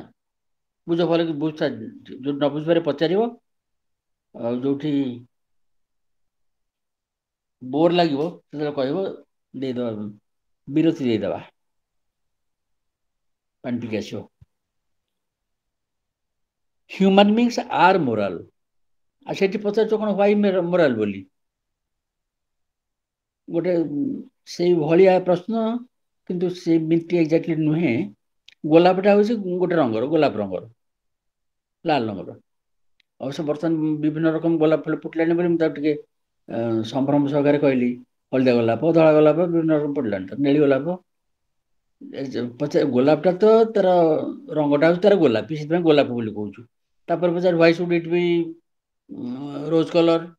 why should rose have rose color? ତା ଉତ୍ତର କଣ? why should sun emit light? ଏହାର ଉତ୍ତର କଣ? ସେଇଟା ତାର ହଉଛି ନିଜସ୍ୱ ଧର୍ମ, ଗୁଣ ଧର୍ମ ତାର। ମଣିଷର ଗୁଣ ଧର୍ମ ହେଲା ସେ ମୋରାଲ ହବ। ତେଣୁକରି ସେ ଯୋଉ ପ୍ରଶ୍ନ why should I be moral, এইটা হচ্ছে ଅଲ୍ଟ୍ରା ଭାୟାର୍ସ, ବା ଏଇଟା ଏଠି ଗୋଟେ ଅପ୍ରଶ୍ନ। ବୁଝିଲ ନା? এটা ଏଠି ହଉଛି ଅପ୍ରଶ୍ନ, ବା ସେଟା ହଉଛି ହାଇପର କ୍ୱେଶ୍ଚେନ। କ୍ୱେଶ୍ଚେନ ସବୁ ବିଭିନ୍ନ ରକମର, ପଚାରିଲା ବେଳେ ଟିକେ ସାବଧାନ ହେଇ ପଚାରୁଥିବ। କ୍ୱେଶ୍ଚେନ ଗୋଟେ କହୁଛି କ୍ୱେଶ୍ଚେନ, ଆଉ ଗୋଟେ ହଉଛି ନନ୍ କ୍ୱେଶ୍ଚେନ, ଆଉ ଗୋଟେ ହଉଛି ହାଇପର କ୍ୱେଶ୍ଚେନ। ବୁଝିବ? ନା ପଚାରିଲି, କଲେଜ କଥା ପଚାରିଲି, ତମକୁ କୋଉଠି ବି ପାସ୍ କରିଥିଲ, ତମର ଅମୁକ ଜାଗା ରହୁଛ କି, ଏଗୁଡ଼ା ସବୁ ପ୍ରଶ୍ନ, ଅର୍ଡିନାରୀ କ୍ୱେଶ୍ଚେନ୍ସ। ବା ଯଦି ଆଉ ଟିକେ ଫିଲୋସଫି ଆଡକୁ ଯିବା, what is space, what is time, what is matter, what is soul, ଏଗୁଡ଼ା ସବୁ ପ୍ରଶ୍ନ ଆଉ ଟିକେ ହାୟର ଡିଗ୍ରୀର, କିନ୍ତୁ ହାଇଏଷ୍ଟ ଡିଗ୍ରୀର ପ୍ରଶ୍ନ ଏଗୁଡ଼ା ସବୁ, ହେଲା କି? ଏଗୁଡ଼ା ବିଗ୍ କ୍ୱେଶ୍ଚେନ୍ସ। କିନ୍ତୁ ଯେତେବେଳେ ପଚାରିବି ଯେ ଗଣେଶ ପ୍ରସାଦ ଦାସର ଦିଟା ଗୋଡ଼ ନୁହେଁ କି, ଯଦିଓ ଏଟା ଗୋଟେ ପ୍ରଶ୍ନ ଭଳି ଜଣା ପଡୁଛି, ଏଟା ଜମାରୁ ପ୍ରଶ୍ନ ନୁହେଁ, ଏଟା ଗୋଟେ କ୍ୟାଟେଗୋରିକାଲ ଷ୍ଟେଟମେଣ୍ଟ, ତାକୁ ଇଣ୍ଟରୋଗେଟିଭ ଫର୍ମରେ କୁହାଯାଇଛି। ଗଣେଶ ପ୍ରସାଦ ଦାସର ଦିଟା ଗୋଡ଼ ନୁହେଁ କି ବୋଲି ପଚାରିକି ତାକୁ ଏମ୍ଫାଟିକାଲି କୁହାଗଲା ଦିଟା ଗୋଡ଼। ଠିକ ହେଲା, ଏଗୁଡାକ ହଉଛି ନନ୍ କ୍ୱେଶ୍ଚନ୍ସ। ଆଉ ଏଇ ଯୋଉ କ୍ୱେଶ୍ଚନ ସବୁ ହେଲା why should we B moral, ଏଗୁଡା ସବୁ ହଉଛି ହାଇପର କ୍ୱେଶ୍ଚନ୍ସ, ଅତି ପ୍ରଶ୍ନ। ଏମିତି ପ୍ରଶ୍ନ ପଚାରିବା କଥା ନୁହଁ, କିନ୍ତୁ ଆମେ ପଚାରି ଦଉଛୁ। କେବଳ ଫିଲୋସଫି ଟ୍ରେନିଂ ଥିଲେ ଏଇ ଯୋଉ କୋଉଟା କୋଉ ପ୍ରକାର ପ୍ରଶ୍ନ ଏ ଡିଷ୍ଟିଂସନ ଜଣେ କରିପାରିବ ଏବଂ ଆଉ ଗଣ୍ଡଗୋଳରେ ପଡିବନି, କନଫ୍ୟୁଜନରେ ପଡିବନି। Human beings are moral by virtue of their being humans. Such a question is a hyper question. ଆଚ୍ଛା, ଇଏ ଗୋଟେ କଥା। ଆଉ ଗୋଟେ କଥା ଶୁଣନ୍ତୁ, ଆମେ ଏଠି ଯୋଉ ସବୁ ଡିସ୍କସନ କରୁଛୁ ମୋରାଲିଟି ବିଷୟରେ, ତମେ କଣ ଭାବୁଛ I am teaching you morality? ନା, ମୋରାଲିଟି କ୍ୟାନଟ୍ ବି ଟଟ୍। এটা মনে রাখতে হবে, ମୋରାଲିଟି କ୍ୟାନଟ୍ ବି ଟଟ୍। ଟିକେ ଗୋଟେ second.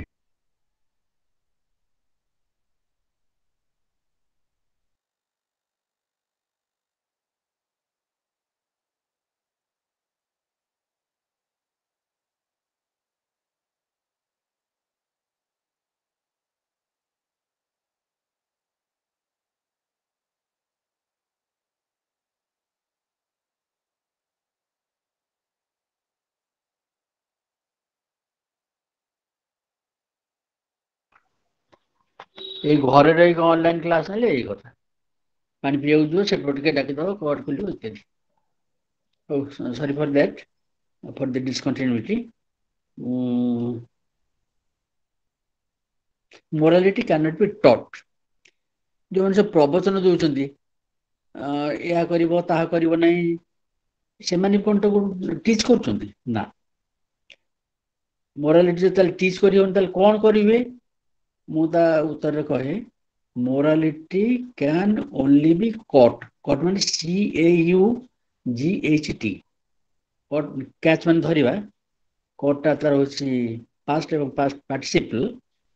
Morality can be caught, it cannot be taught.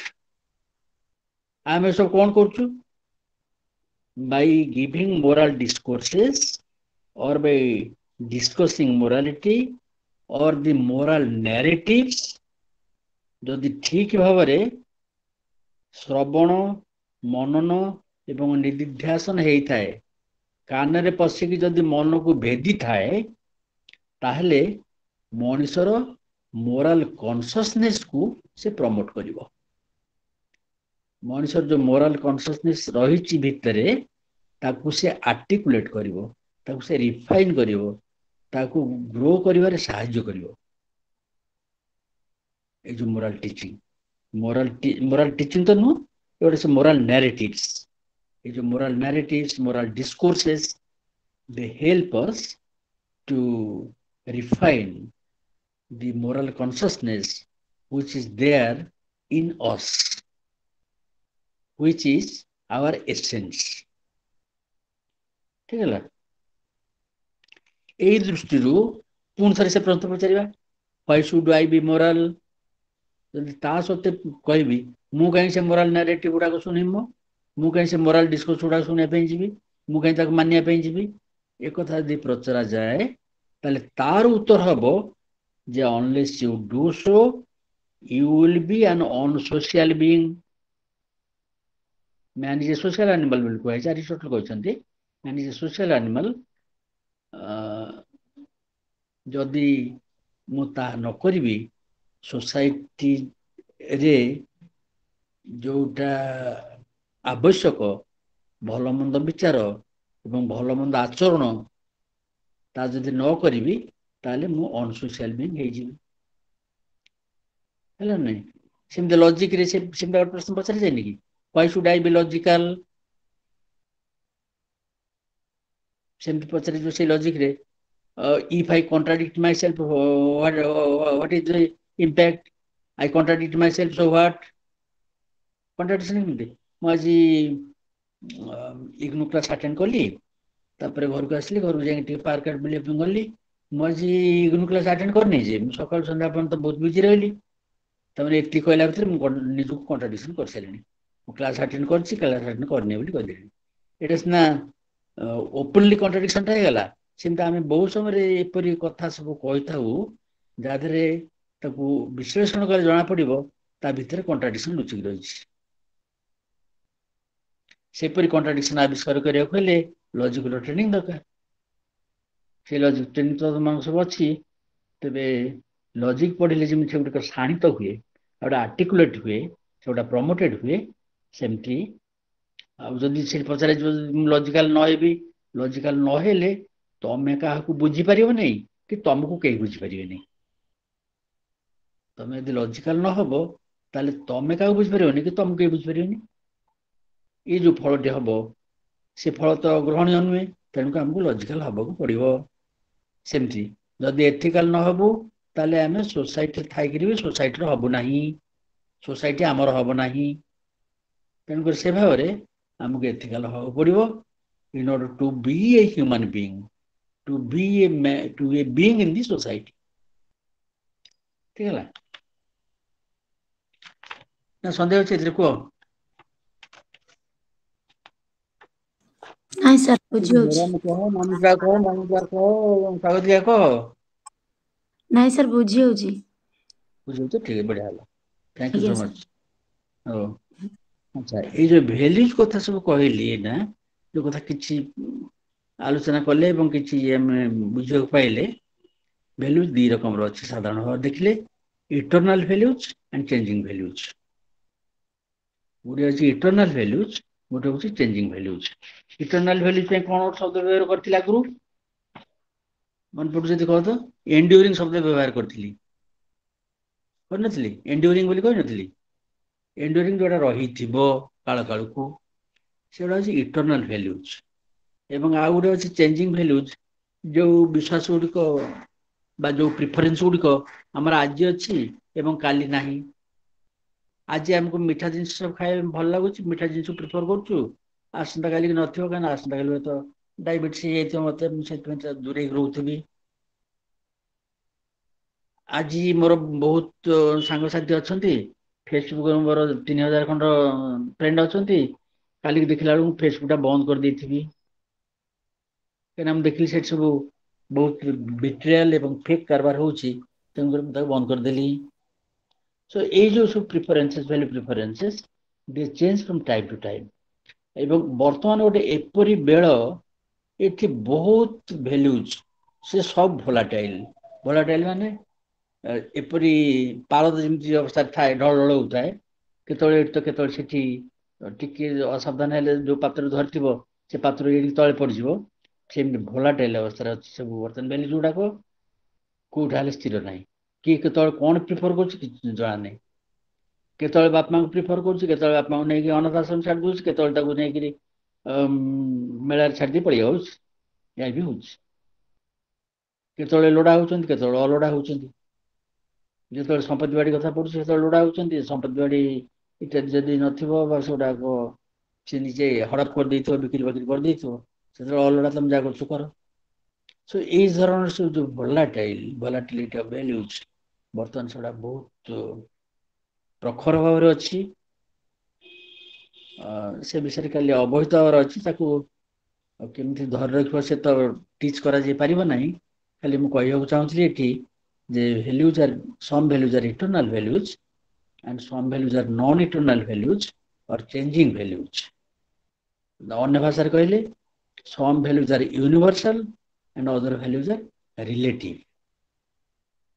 ଆମ ଭାରତ ବର୍ଷରେ ଆମେ ଯେପରି ଭାବରେ ଚଳୁଛୁ, ଖାଦ୍ୟ ପେୟ, ବସ୍ତ୍ର, ବାସସ୍ଥାନ, ଯେପରି ଗୋଟେ ଫରେନ କଣ୍ଟ୍ରି ଯଦି ଆମେ ଜୀବିକା ନିର୍ବାହ କରିବା ପାଇଁ ଯିବୁ, ନେଦରଲ୍ୟାଣ୍ଡ ଯିବୁ, ଅଷ୍ଟ୍ରେଲିଆ ଯିବୁ, କି ଆମେରିକା ଯିବୁ, କି କାନାଡା ଯିବୁ, ତାହେଲେ ଆମର ସେ ଦେଶର କୋଉ ପ୍ରକାର ପ୍ରଥା ଚଳଣି, ତା ସହିତ ଆମକୁ ଖାପ ଖୁଆଇବାକୁ ପଡିବ।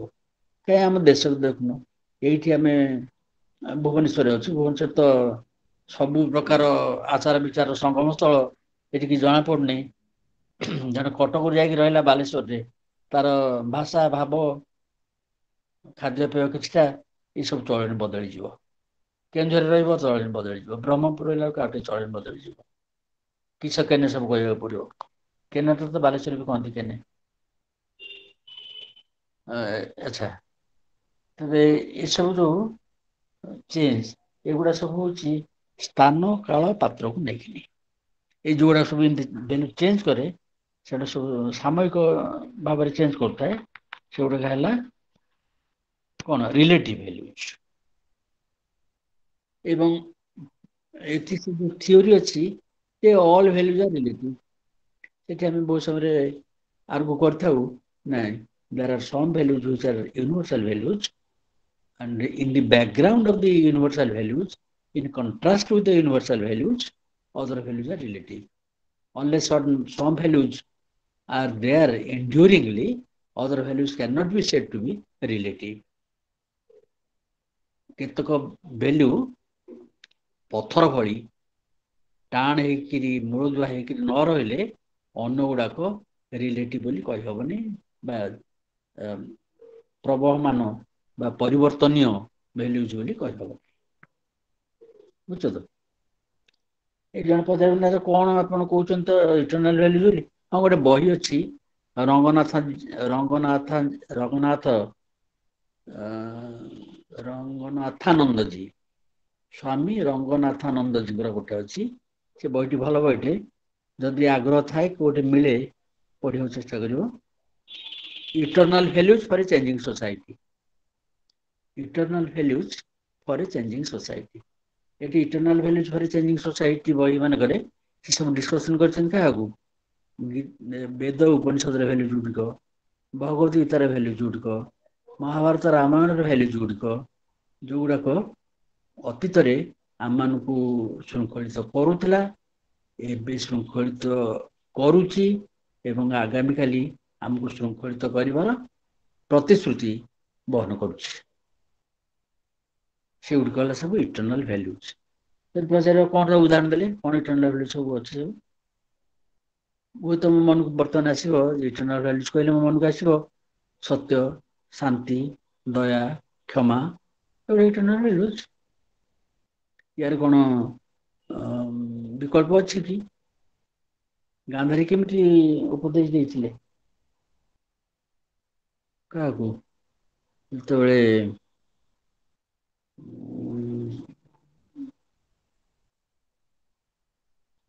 ପାଣ୍ଡବ ଅର୍ଜୁନଙ୍କୁ ଶତପୁତ୍ର ଅର୍ଜୁନ ଆଜ୍ଞା ହଁ, ନାଇଁ, ବଡ ଭାଇ କିଏ? ବଡ ଭାଇ କିଏ? ଯୁଧିଷ୍ଠିର। ଯୁଧିଷ୍ଠିରଙ୍କୁ ଦେଇଥିଲେ ନା। ଯୁଧିଷ୍ଠିର ଯାଇକି ପ୍ରଣାମ କଲେ ଏବଂ ଏଇ ଯେ ସତ୍ୟର ଜୟ ସେଇଟା। ହଁ, ସେଇ ଠିକ ମନେ ଅଛି। ଅକ୍ଷୟ ହେଉ ସତ୍ୟ ଜଗତେ ଧର୍ମର ହେଉ ଜୟ। ବୁଝିଲ ନା? ଏଇ କଥାଟି ଅକ୍ଷୟ ହେଉ ସତ୍ୟ ଜଗତେ ଧର୍ମର ହେଉ ଜୟ। ତାମାନେ ଯୋଉ ସତ୍ୟ, ଧର୍ମ, ଏଇଗୁଡା ସବୁ ହଉଛି ଆର୍କ ଭ୍ୟାଲୁଜ, ହାଏଷ୍ଟ ଭ୍ୟାଲୁଜ, ପରମାନେଣ୍ଟ ଭ୍ୟାଲୁଜ, ଇଟରନାଲ ଭ୍ୟାଲୁଜ, ଅନଚେଞ୍ଜିଂ ଭ୍ୟାଲୁଜ। ବୁଝିଲଟି? ସେମିତିଆ ଆମର ଅଛି ଶାନ୍ତି ପାଠରେ, ବୈଦିକ ଶାନ୍ତି ପାଠ ମାନଙ୍କର ଅଛି କେମିତି? ସତ୍ୟଂ ବଦିଷ୍ୟାମି, ଋତଂ ବଦିଷ୍ୟାମି, ଏମିତି ଅଛି। ସେ ବିଷୟରେ ଆଲୋଚନା କରିବା ଆଉ ଟିକେ ପରେ, ଯଦି ଏଇ ବେଳ ହୁଏ। ସତ୍ୟଂ ବଦିଷ୍ୟାମି, ଋତଂ ବଦିଷ୍ୟାମି, ଯଦି ତାର ଅର୍ଥ ଖୋଜି ବସିବା, ସତ୍ୟ ଯାହା ଋତ ତାହା, ଏମିତି ଦେଖିବା। ବୁଝିଲ ନା? ସତ୍ୟର ଅର୍ଥ ଋତ ଲେଖା ହେଇଥିବ, ଋତର ଅର୍ଥ ସତ୍ୟ ଲେଖା ହେଇଥିବ।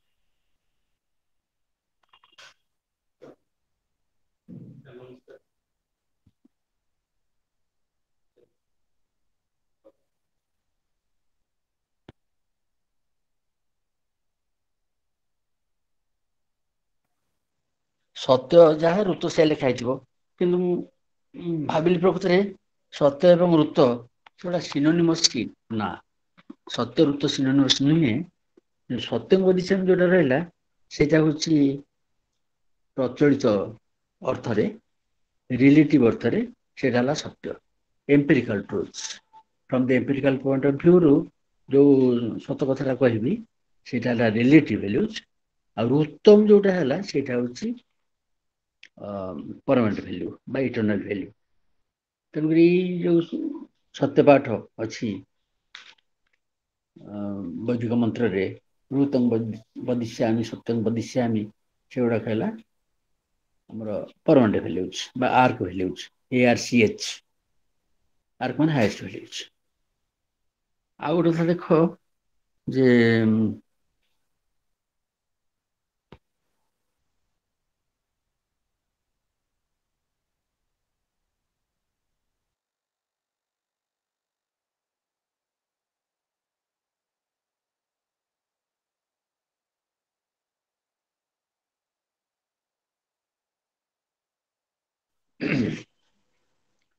ତେବେ ବୃହଦାରଣ୍ୟକ ଉପନିଷଦରେ ପ୍ରଜାପତି, କ୍ରିଏଟର ଅଫ ଦି ୟୁନିଭର୍ସ, ତାଙ୍କ ପାଖକୁ ଦେବ, ଦାନବ ଏବଂ ମାନବ ସେମାନେ ଉପଦେଶ ପାଇଁ ଗଲେ, ଆମେ କଣ କରିବା ଆମକୁ କୁହ। ଏବଂ ଦେବ, ଦାନବ ଏବଂ ମାନବ ତିନି ଗ୍ରୁପର ବିଙ୍ଗକୁ ସେ ଗୋଟିଏ ମାତ୍ର କହିଥିଲେ ଶବ୍ଦ, ଏକ ଅକ୍ଷର ଶବ୍ଦ ଦ, ଜାଣିଥିବ ସେ ଗପ, ଦ ଦ ଦ। ଦେବତା ମାନଙ୍କୁ ଯୋଉ ଦ କହିଲେ ତା ଅର୍ଥ ହଉଛି ଦମନ କର, ଦମ୍ୟତାମ୍। କଣ ଦମନ କର? ଇନ୍ଦ୍ରିୟ ଦମନ କର। କୋଉ ଇନ୍ଦ୍ରିୟ? ସେମାନେ ସବୁ ଭୋଗ ବିଳାସୀ। ଦେବତା ମାନେ ଅପୁଲେନ୍ସ ତ ଅଛନ୍ତି ତ, ଫୁଲ ଶେଯରେ ଗଡୁଛନ୍ତି, ତେଣୁକରି ତାଙ୍କୁ କୁହାଗଲା ତମର ଯୋଉ ଇନ୍ଦ୍ରିୟ ଲାଳସା ତାକୁ ଦମନ କର। ଦମନ କର ମାନେ ଡିସିପ୍ଲିନ କର, ଦମନ କର ମାନେ ତାକୁ ଚାପି ଦିଅନି। ବର୍ତ୍ତମାନ ଆମେ ଦମନ କର କହିଲେ ତାକୁ ଚାପିଦବା ଏଇ ଅର୍ଥରେ ବୁଝୁଛୁ। ଏବଂ ଜାଣିଥିବ କମନ ସେନ୍ସ ସେଟା, ଯୋଉ ଆଶା ଆକାଂକ୍ଷା ଅପୂରଣୀୟ ହେଇକି ଚାପିକି ମନ ଭିତରେ ରହେ, ସେ ପରବର୍ତ୍ତୀ କାଳରେ ରୋଗ ଆକାରରେ ଦେଖାଯାଏ। ସାଇକୋପାଥ ହେଇଯାଆନ୍ତି ଲୋକ ସବୁ, ପାଗଳା ହେଇଯାଆନ୍ତି। ତେଣୁକରି ଏଠି ସେ ଦମନ କଥା କୁହା ହଉନି ଯେ, ଏଠି ଦମନ ଶବ୍ଦ ଦ ଶବ୍ଦ ସିନା ବ୍ୟବହାର କରାଯାଇଛି, ତାକୁ ଡିସିପ୍ଲିନ କର, ଦମ୍ୟତାମ୍। ଆଚ୍ଛା, ଇଏ ହେଲେ ଦେବତା। ଦାନବ ମାନଙ୍କୁ କୁହାଗଲା ସେଇ ଦ, ଦର ଅର୍ଥ ହେଲା ଦୟଧ୍ୱମ୍, ତମେ ଦୟା ଆଚରଣ କର। ସେମାନେ ସବୁ ଶକ୍ତିଶାଳୀ। ଆଙ୍ଗୁଳି ଅଗରେ ବଡ ବଡ ଗଛକୁ ଟେକି ଫୋପାଡି ଦେବେ, ମଣିଷ ଗୁଡାକ ଗଣ୍ଡା ଗଣ୍ଡା ଫୋପାଡି ଦେବେ, ଟିକେ ଟିକେରେ ହାଣି ଗଡେଇ ଦେବେ। ଏଇ ସବୁ ଯୋଉ ଶକ୍ତି, ଶକ୍ତିଟାକୁ ତମେ ଅବଦମିତ କର, ଡିସିପ୍ଲିନ କର, ଦୟଧ୍ୱମ୍। ପୁଣି ମାନବ ମାନଙ୍କୁ କହିଲେ ସେଇ ଦ, ଦର ଅର୍ଥ ଏଠି ହେଲା ଦାନମ୍, ଦାନ କର।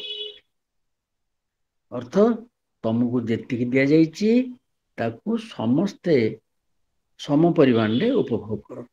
ଯେମିତି କୁହାଯାଇଛି ଈଶାବାସ୍ୟ ଉପନିଷଦରେ, ଈଶାବାସ୍ୟମ୍ ଇଦମ୍ ସର୍ବମ୍ ଯତ୍କିଞ୍ଚ ଜଗତ୍ୟାମ୍ ଜଗତ୍ ତେନ ତ୍ୟକ୍ତେନ ଭୁଞ୍ଜିଥା। ତାଙ୍କ ଦ୍ଵାରା ଯେତିକି ଅଂଶ ତମ ଅକ୍ତିଆରେ ରହିଛି ତାକୁ ତ୍ୟାଗ ପୂର୍ବକ ଭୋଗ କର। ତାହେଲେ ସେଟା ଯୋଉ ଭୋଗଟା ତମେ କରିବ ସେଇଟା ପ୍ରକୃତ ଭୋଗ ପଦବାଚ୍ୟ ହବ। ନହେଲେ ଜଣେ ସବୁ ଉପଭୋଗ କରୁଥିବ, ତାର ଆଉ ଜଣଙ୍କର କିଛି ନଥିବ, ସେ କେମିତିଆ କଥା? ତ ବିଭିନ୍ନ ଚିତ୍ର ତ ଦେଖିଥିବ, ସେ ଚିତ୍ର ଦେଖିଲେ ତ ଗୋଟେ ଦୁଃଖ ଲାଗେ।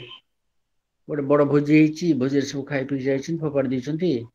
ସେଠୁ ଆଉ ଜଣେ ଆସୁଛି, ସେ ପତ୍ରରେ କଣ ସବୁ ଅଛି ତାକୁ ସାଉଁଟିକି ସଂଗ୍ରହ କରୁଛି ନିଜ ପାଇଁ। କି ଦୁଃଖର କଥା ସିଏ।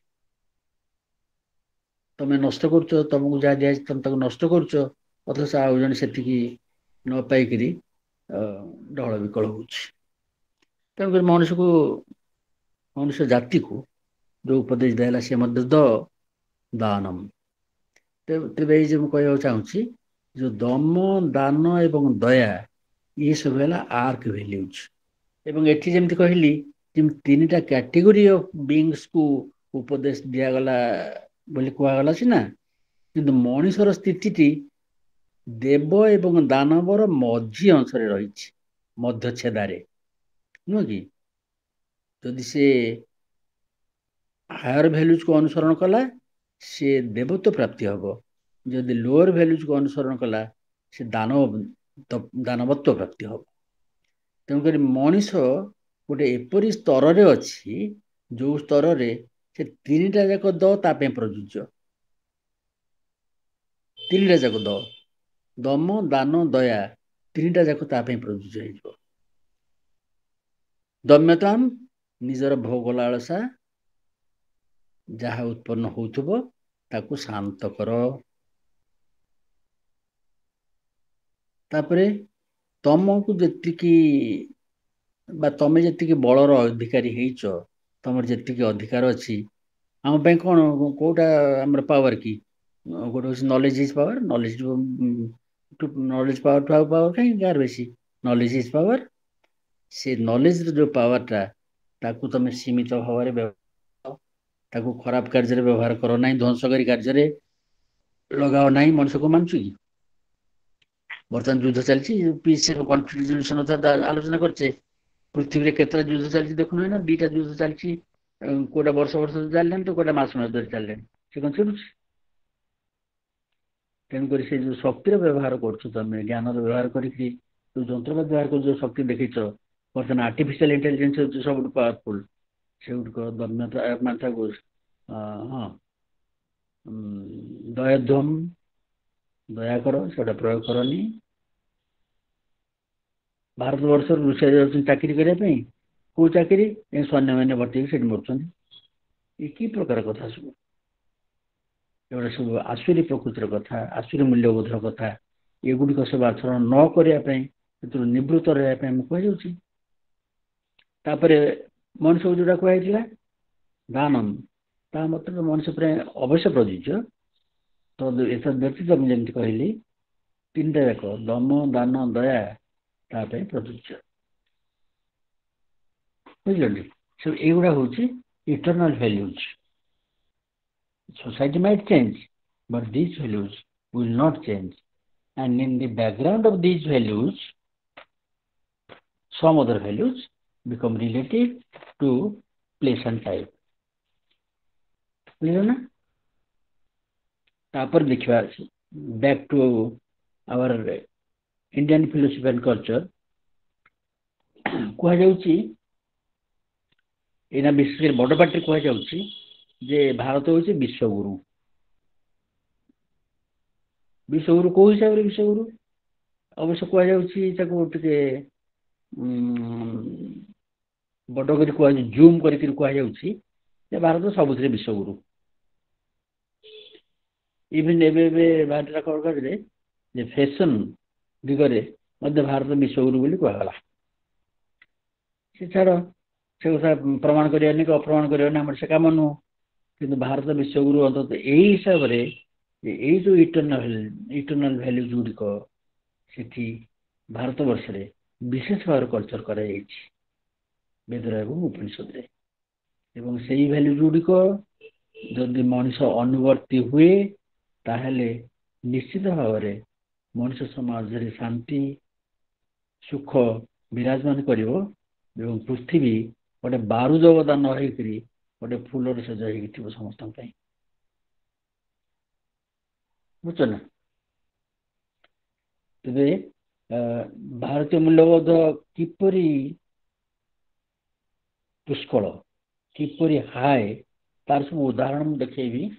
ଦେଖିବାକୁ ଚାହିଁବା, ଦେଖ ଶାନ୍ତି ମନ୍ତ୍ରରେ କୁହାଯାଇଛି ଏମିତି, ଓମ୍ ସ୍ୱସ୍ତି ପ୍ରଜାଭ୍ୟଃ ପରିପାଳୟନ୍ତାଂ ନ୍ୟାୟେନ ମାର୍ଗେଣ ମହିଂ ମହିଷାଃ ଗୋ ବ୍ରାହ୍ମଣେଭ୍ୟଃ ଶୁଭମସ୍ତୁ ନିତ୍ୟଂ ଲୋକା ସମସ୍ତା ସୁଖିନୋ ଭବନ୍ତୁ।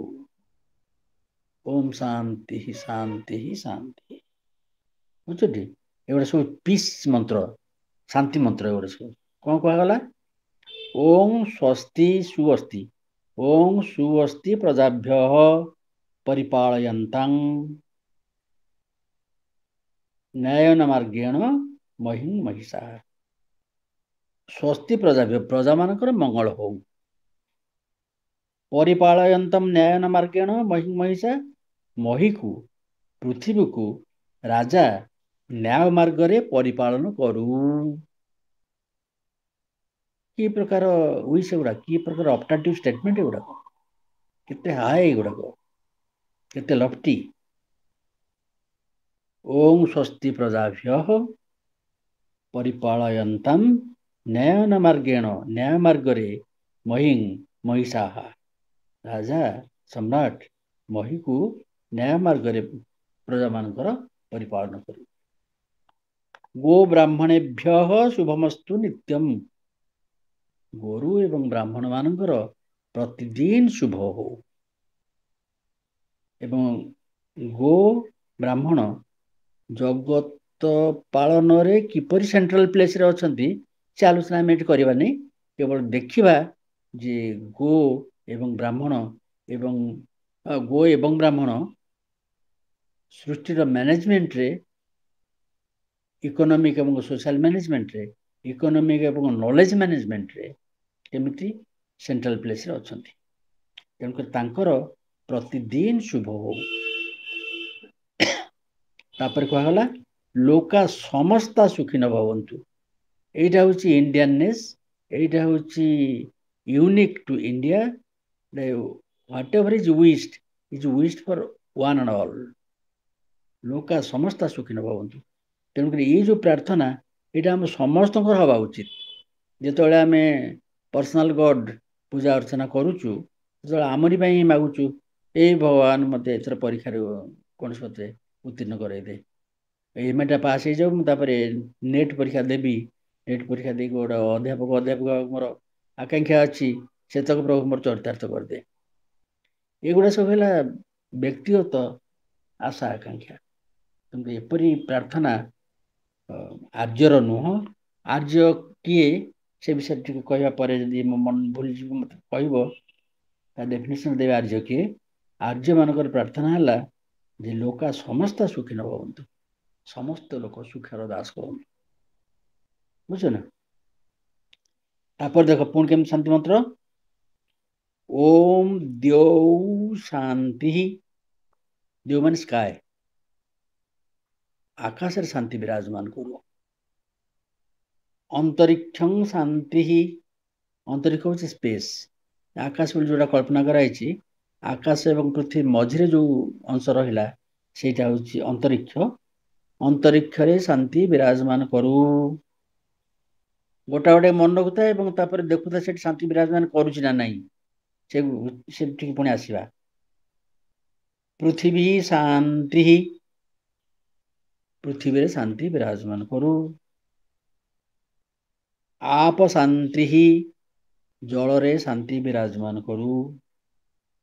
ଔଷଧୟ ଶାନ୍ତି, ପ୍ଲାଣ୍ଟ କିଙ୍ଗଡମରେ ଶାନ୍ତି ବିରାଜମାନ କରୁ। ପ୍ଲାଣ୍ଟ ଔଷଧ ମାନେ ତ ମେଡିସିନ କହିଥାନ୍ତି, ପ୍ଲାଣ୍ଟ କାହିଁ କହିଲି? ଏଠି ପ୍ଲାଣ୍ଟକୁ ମିନ୍ କରୁଛି ଏବଂ ଜଗତରେ ଏପରି କୌଣସି ପ୍ଲାଣ୍ଟ ନାହିଁ ଯେଉଁଥିରେ କୌଣସି ଔଷଧୀୟ ଗୁଣ ନାହିଁ। ପ୍ଲାଣ୍ଟ ମାନେ ଟ୍ରି ନୁହଁ, ଟ୍ରି କଥା ଅଲଗା କୁହାଯାଇଛି।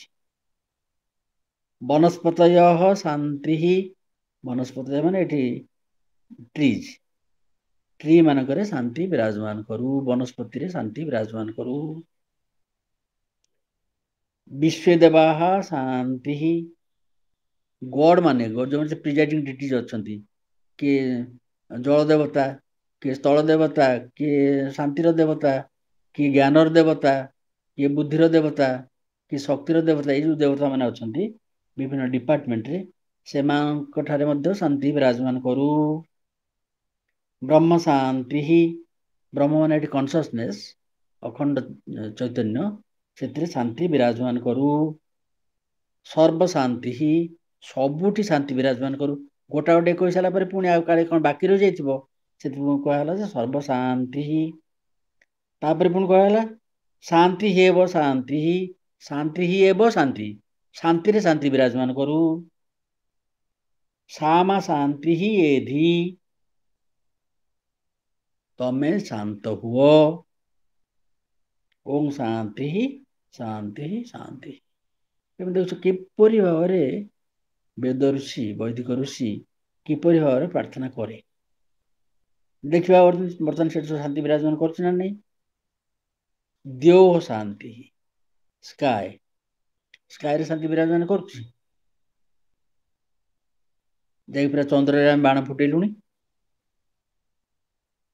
ମଙ୍ଗଳରେ ପୁରା ରକେଟ ଫୁଟି ତା କଣା କଲୁଣି, କି ଶାନ୍ତି ବିରାଜମାନ କରୁଛି।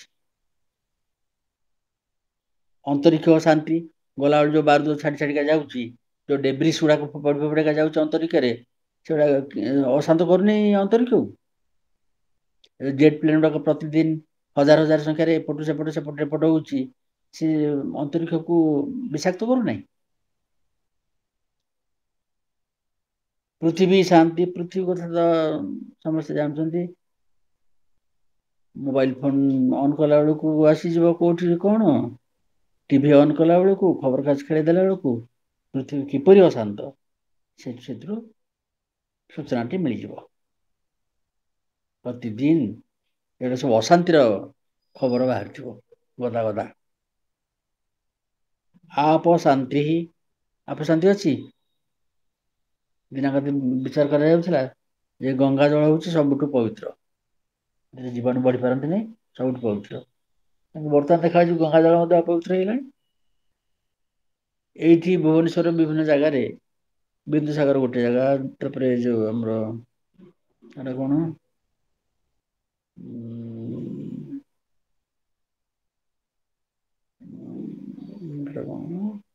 ସେ ଯୋଉ ଝରଟା ଅଛି ଆମର, ସେ ସବୁ ଅତି ପବିତ୍ର ଝର।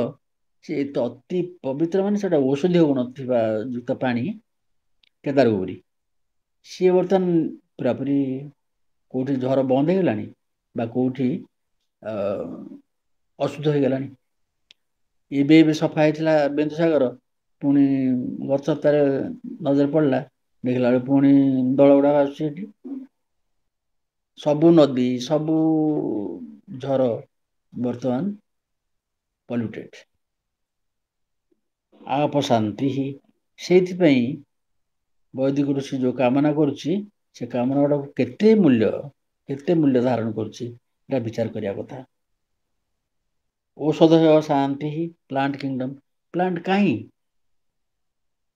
ନଈ ବନ୍ଧର ଦିକରରେ ଏବଂ ଗାଁ ରାସ୍ତାର ଦିକରରେ ଦେଖିଲେ ଅନେକ ଔଷଧୀୟ ବୃକ୍ଷ ସବୁ ଥିଲା, ଯୋଉଥିରୁ ପତ୍ର, ଫୁଲ, ମୂଳ, ଛେଲି ସଂଗ୍ରହ କରି ତାକୁ ଔଷଧ ଭାବରେ ବ୍ୟବହାର କରି ଲୋକ ଅତି ସହଜରେ ଏବଂ ସୁବିଧାରେ ଆରୋଗ୍ୟ ଲାଭ କରୁଥିଲେ।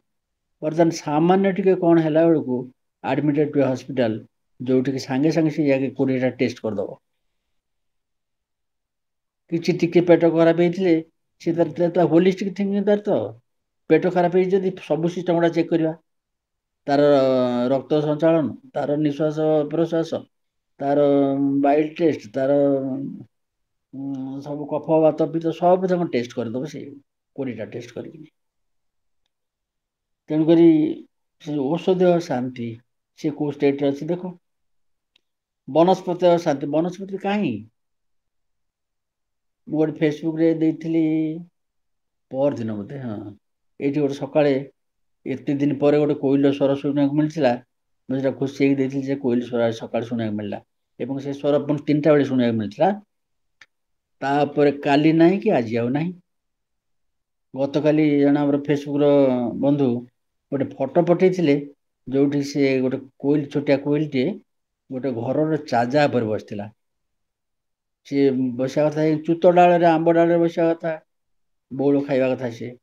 କୋଉଠି ଆମ୍ବ ଗଛ ଅଛି ନା କୋଉଠି ଅନ୍ୟ କିଛି ଗଛ ଅଛି ଯେ କୋଇଲି ବସା ବାନ୍ଧିବ ରହିବ। ଗୋଟେ ଘରର ଗୋଟେ ଆପାର୍ଟମେଣ୍ଟ ର ଝରକା ଚାଜା ଉପରେ ବସିଥିଲା ସେ। ତେଣୁକରି ବନସ୍ପତି କାହିଁକି ବନସ୍ପତି ଶାନ୍ତି ବୋଲି କହିବ ତମେ।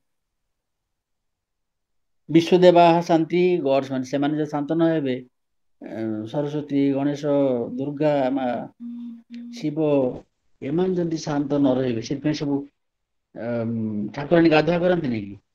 ଏବଂ ଶିବଙ୍କ ମସ୍ତକରେ ଅଭିଷେକ କରନ୍ତିନି କି? ସିଏ ଯଦି ସବୁ ଶାନ୍ତ ନ ରହିବେ, ତାହେଲେ ଗଭର୍ଣ୍ଣର ଟା ଯଦି ଅଶାନ୍ତ ହେଇଯିବ, ତାହେଲେ ଗଭର୍ଣ୍ଣର ଗୁଡା ସବୁ ଅଶାନ୍ତ ହେଇଯିବେନି। ରାଜ୍ୟର ମୁଖ୍ୟ ଯଦି ଅଶାନ୍ତ ହେଇଗଲା, ତାହେଲେ ରାଜ୍ୟଟା ଅଶାନ୍ତ ହେଇଯିବ ନା। କିନ୍ତୁ ସେ କଥା କହିଲା ବିଶ୍ୱଦେବା ଶାନ୍ତି ହିଁ, ତାପରେ ବ୍ରହ୍ମ ଶାନ୍ତି କନସିୟସନେସ୍। କନସିୟସନେସ୍ ଯଦି ସ୍ଥିର ନ ରହିଲା ତାହେଲେ ସବୁ ବୁଦ୍ଧି ଭାଷା ହେଇଯିବ। ତାର ମଧ୍ୟ ଶାନ୍ତି କାମନା କରାଯାଉଛି। ସର୍ବଶାନ୍ତି ହିଁ, ଶାନ୍ତିରେ ଯୋଉ ଶାନ୍ତି ପ୍ରିନ୍ସିପଲ ସିଏ ବି ଯଦି ଷ୍ଟେବଲ ନ ରହିଲା, ତମେ ତାକୁ ଯଦି ପୁଣି ରିଲେଟିଭିଟି ଥ୍ୟୋରୀରେ ନେଇକି ପକେଇଦେଲ ତାହେଲେ ସରିଲା। ସେଇଟା ଶାନ୍ତ ରହିବା ଦରକାର, ସେଇଟା ସ୍ଥିର ରହିବା ଦରକାର। ସେଇ ଅର୍ଥରେ ପୁଣି ଶାନ୍ତି ହିଁ ଏବ ଶାନ୍ତି ହିଁ ସାମା ଶାନ୍ତି ଏଠି। ତାପରେ କଳନା କରାଗଲା କଣ, ପ୍ରାର୍ଥନା କରାଗଲା ଯେ ତମେ ନିଜେ ଶାନ୍ତି ହେଇଯାଅ। ଯେମିତି ଅଛି ବେଦାନ୍ତରେ ପଢା ହୁଏ ଆମର, ବ୍ରହ୍ମବିତ୍ ବ୍ରହ୍ମେବ ଭବତି। ଯେ ବ୍ରହ୍ମକୁ ଜାଣିଲା ସେ ବ୍ରହ୍ମତ୍ୱ ପ୍ରାପ୍ତି ହେଲା, ସେ ବ୍ରହ୍ମ ସହିତ ଏକାକାର ହେଇଗଲା। ସେମିତି ତମେ ନିଜେ ଶାନ୍ତି ସହିତ ଏକାକାର ହେଇଯା। ତାପରେ ତମର ମନ ମନ ଚୈତନ୍ୟ ପଞ୍ଚପ୍ରାଣ ଶାନ୍ତ ହେଇଯାଉ। ଇଏ ହଉଛି ପ୍ରାର୍ଥନା। ଆଉ ପିସ୍ ବିଷୟକ ଭାବନା ୟାଠୁ ବଳି ଆଉ ଭଲ କୋଉଠି ମିଳିବ? ତେଣୁକରି ମୁଁ କହିବାକୁ ଚାହିଁଲି ଯେ India, Indian philosophy and culture, peace occupies the very central place in the domain of values. ସତ୍ୟ ଶାନ୍ତି ଦୟା କଥା ଯୋଉ କହିଲି, ସେଠି ପିସ୍ ଗୋଟେ ମୁଖ୍ୟ ସ୍ଥାନ ଅଧିକାର କରିଛି। ଏବଂ ସେଇ ଭାବରେ ଶାନ୍ତିର ଦେଶ ବୋଲି এটা ଆମେ ଜଗତରେ ନିଜକୁ ଅଗ୍ରଗାମୀ ବୋଲି ମନେ କରୁଛୁ। ଅନ୍ୟମାନେ ଅଶାନ୍ତ, ଆମେ ହଉଛୁ ଶାନ୍ତ।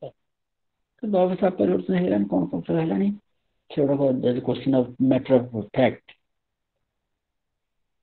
ତାପରେ ଦେଖ ଆଉ ଗୋଟେ ଆଡ଼କୁ ଯିବା, ସେଇ ଇଣ୍ଡିଆନ୍ ଫିଲୋସଫି କଲଚର ରହିକିରି ଏତ ସବୁ ବୈଦିକ ଶାନ୍ତି ମନ୍ତ୍ର ଦିଟା କହିଲି। ବର୍ତ୍ତମାନ ଟିକେ ଭଗବତ ଗୀତାର ଦ୍ୱିତୀୟ ଅଧ୍ୟାୟ 66 ଶ୍ଲୋକକୁ ଯିବା। ଶ୍ରୀମଦ୍ ଭଗବତ ଗୀତା 2.66। नास्ति बुद्धि अयुक्तस्य,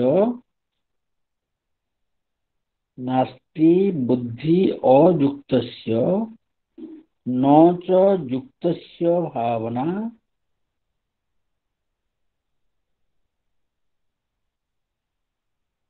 न च अभावतः शान्तिः, अशान्तस्य कुतः सुखम्, नास्ति बुद्धि अयुक्तस्य न च युक्तस्य भावना,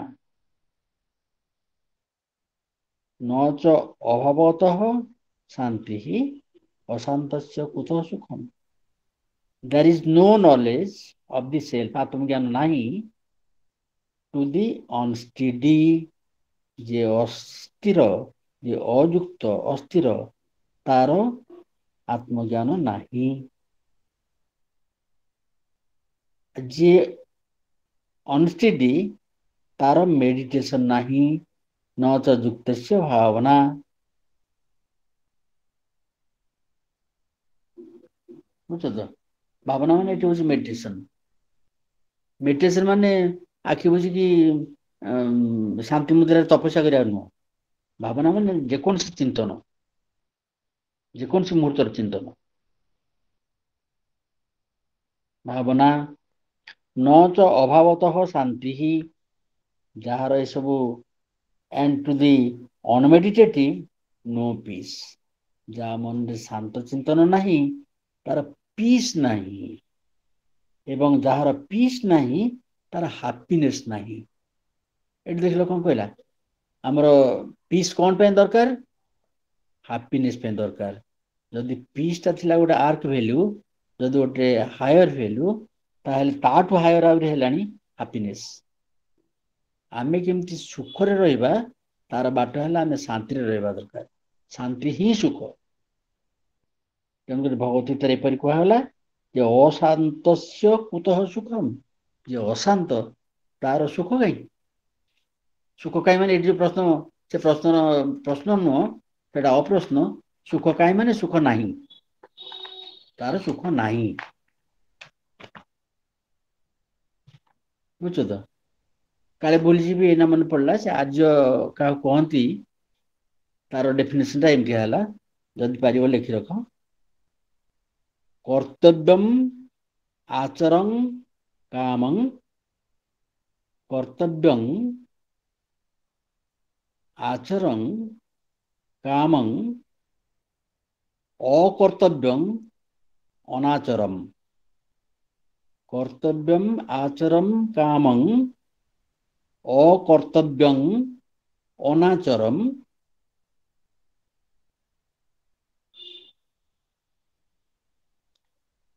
तिष्ठति तिष्ठति प्राकृत आचारः तिष्ठति प्राकृत आचारः ज स आर्य इति कर्तव्यं आचरं कामं अकर्तव्यं अनाचरं तिष्ठति प्राकृत आचारः जः स आर्य इति कौन कहले प्रतिज्ञा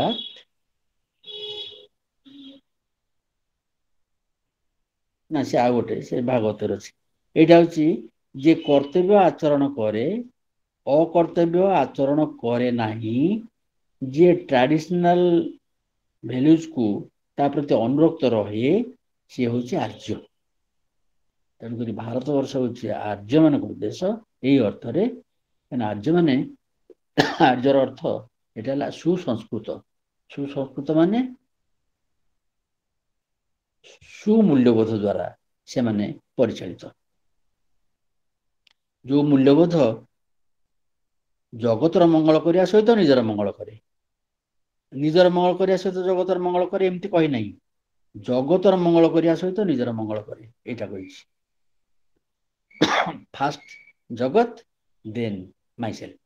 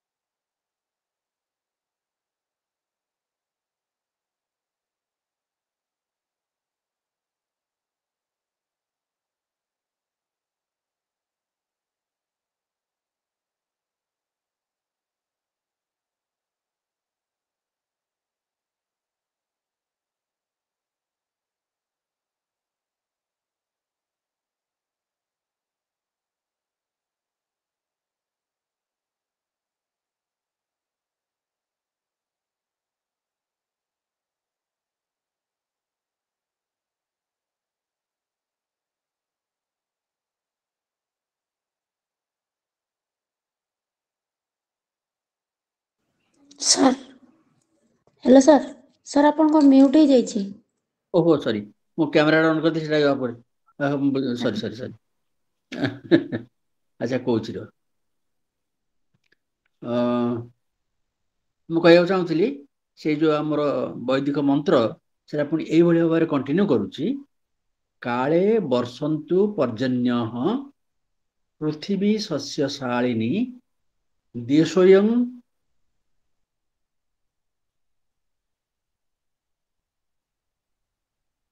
देशोयं भिक्षा भरहितः ब्राह्मणाः सन्तु निर्भयाः अपुत्राः पुत्रिणः सन्तु पुत्रिणः सन्तु पौत्र्य कौन पौत्रिणः अधनाः सधनाः सन्तु जीवन्तु शरदां शतम् केमती कहले काले वर्षंतु पर्जन्यः मेघ ठीक समय वर्षु वर्तमान लक्ष्य करथिबो जे भारत वर्ष रे वर्षा ऋतु नाही आमे पिला दिने पढुथुलु जे यूरोप रे वर्षा ऋतु नाही यूरोप रे वर्षा ऋतु नाही ता अर्थ होची जे वर्षा वर्षर जे कोन समय रे ही पारे चारियाड समुद्र करछि जो पुटरू समुद्र ऊपर दे वायु प्रवाहित होला वर्षा करिला एवं से पे कोन जे इंग्लैंड रो वेदर बहुत अनप्रेडिक्टेबल सेट कहि होबनी खरा आइतिबो भूषण वर्षी जिवो वर्षा उठी खरा हो तेणुक वर्षा ऋतु ना कह जाए तेणु बर्तमान आमर वर्षा ऋतु ना केत कौन वर्ष तार कि ठिकाना ना आम केवल जी सब पानीपाग विशेषज्ञ जो अच्छा गाड़ी गुलज करूँ सब आम गाड़ी गुलज कले कौन हम तक डॉक्टर दौरान କାଳେ ବର୍ଷନ୍ତୁ ପର୍ଜନ୍ୟ ପୃଥିବୀ ଶସ୍ୟଶାଳିନୀ। ଠିକ ସମୟରେ ବର୍ଷା ହଉ, ପୃଥିବୀ ଶସ୍ୟଶାଳୀ ହଉ।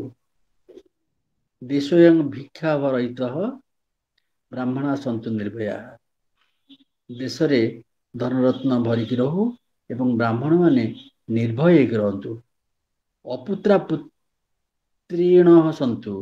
ଯୋଉମାନଙ୍କର ପୁତ୍ର ସନ୍ତାନ ନାହିଁ, ପୁତ୍ର ବୋଲି କୁହାଯାଇଛି, ପୁତ୍ର ଯାହା ପୁତ୍ରୀ ସେୟା, ସେଠି କେବଳ ପୁତ୍ର ଗୋଟେ କମନ ନାଉନ୍ ହିସାବରେ ବ୍ୟବହାର ହେଇଛି। ଅପୁତ୍ରା ଯାହାର ସନ୍ତାନ ନାହିଁ, ସେ ସନ୍ତାନ ଲାଭ କରୁ ଏବଂ ସେ ସନ୍ତାନର ମଧ୍ୟ ସନ୍ତାନ ହଉ। ପୁତ୍ରିଣ ସନ୍ତୁ ପୌତ୍ରିଣ। କେମିତି ଜେନେରେସନ ଆଫ୍ଟର ଜେନେରେସନ 3 ଜେନେରେସନ ପାଇଁ କାମନା କରିଦେଲା ସେ। ଅଧନାହା ସଦନାହା ସନ୍ତୁ। ଯୋଉମାନଙ୍କର ଧନ ନାହିଁ, ସେମାନେ ଧନ ପ୍ରାପ୍ତ ହୁଅନ୍ତୁ। ଜୀବନ୍ତୁ ଶରଦାଂ ଶତମ୍।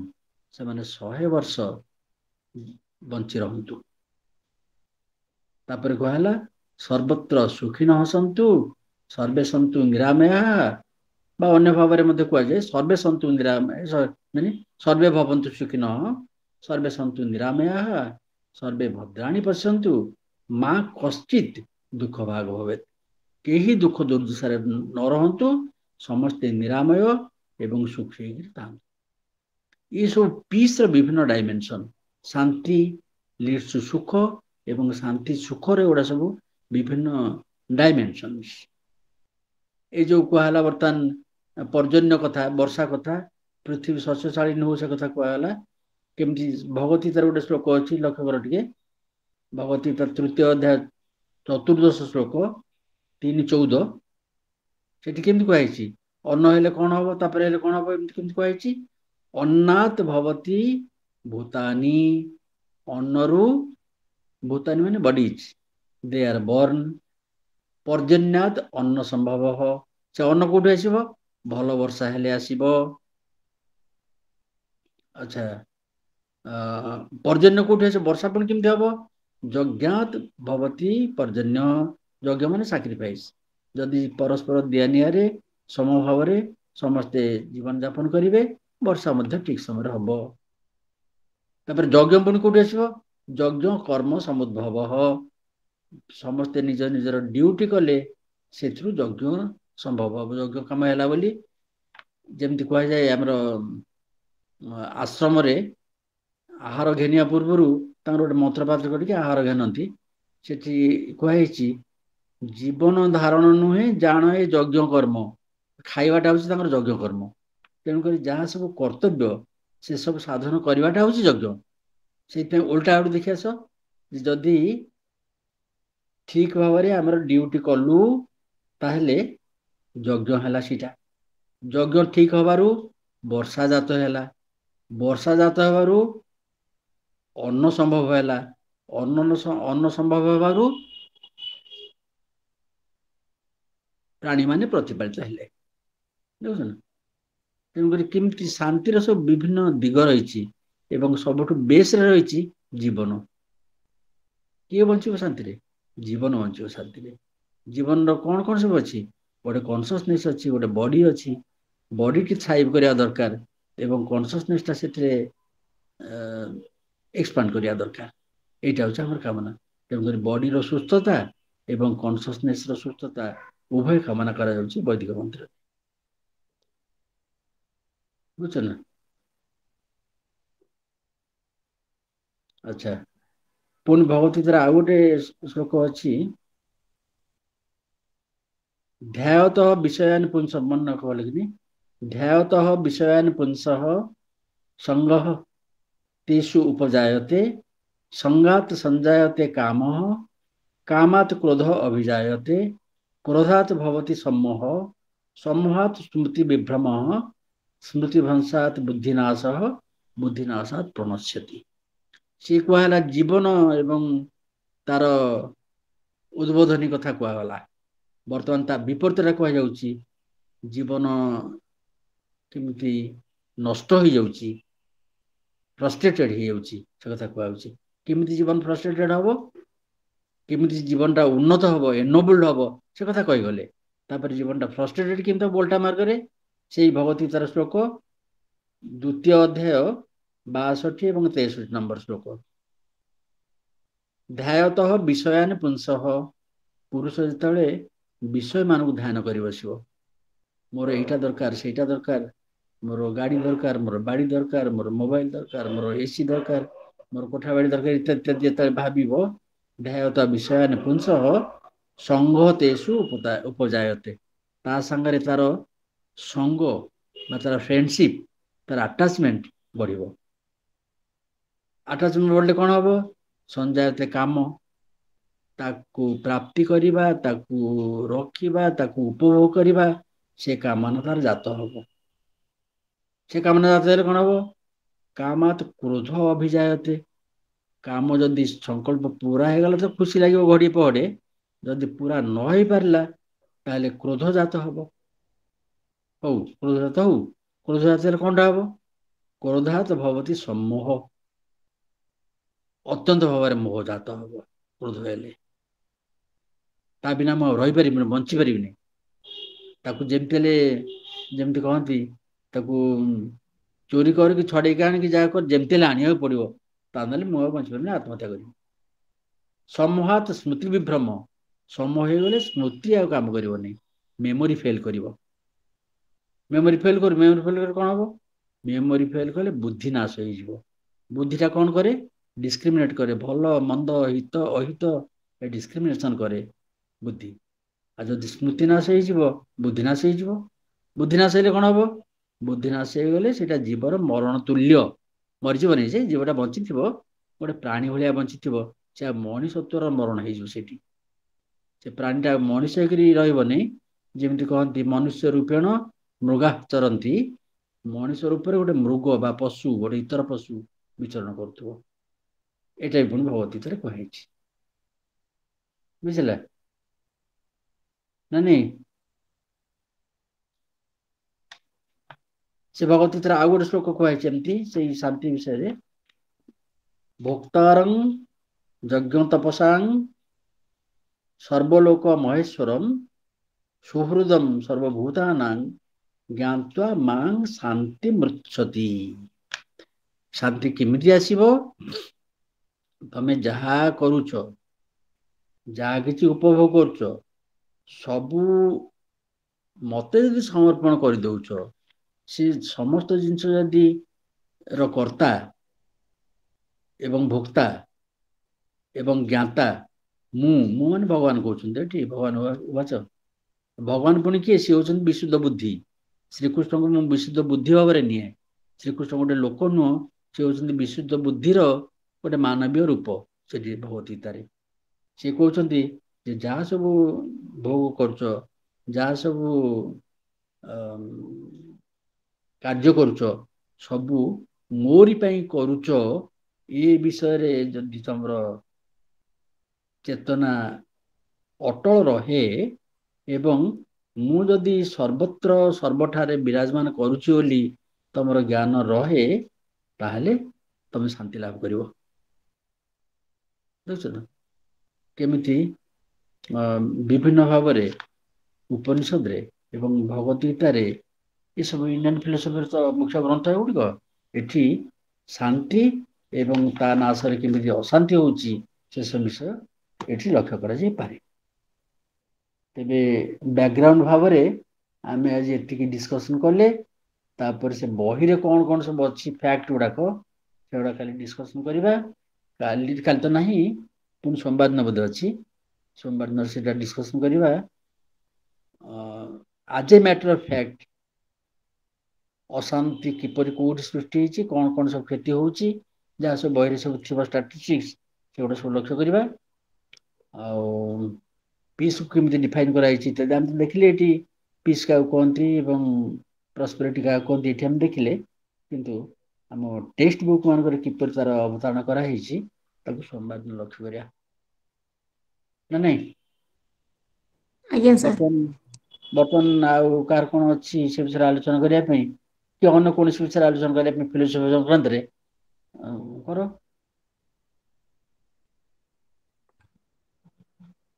ଯଦି ନ କରିବା, ଆମେ ସେଇ ଶାନ୍ତି ବିଷୟରେ କଥାବାର୍ତ୍ତା ହେବା।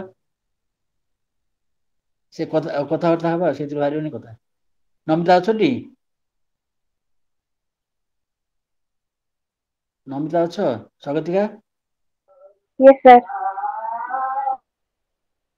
ତମ ପଛପଟରୁ କଣ ଗୋଟେ ସାଉଣ୍ଡ ବାହାରୁଛି, ତମ କୋଉଠି ବସିଛ, କଣ କରୁଛ ଯେ? Sir, ଅଷ୍ଟପ୍ରହରୀ ହଉଛି ତ ସେଥିପାଇଁ। ଆଉ ବଢିଆ କହିଲା। ଅଷ୍ଟପ୍ରହରୀ, ସେ ଅଷ୍ଟପ୍ରହରୀ କୀର୍ତ୍ତନ ବସିକି କ୍ଲାସ କରୁଛୁ ନା କଣ ଯେ? Sir, ଘର ପାଖରେ ହଉଛି। ଓହୋ। ଆରେ କବାଟ ଦେଇଦଉନୁ, ଝରକା ଦେଇଦଉନୁ। Sir, ଘର ଛାତ ଉପରେ ଲାଗିଛି ତ ମାଇକି, ସେଥିପାଇଁ ଶୁଭୁଛି। ଆଉ କଣ କରିବ କହ? ତାମାନେ ତ ବାୟୁମଣ୍ଡଳ ବର୍ତ୍ତମାନ ଅଶାନ୍ତ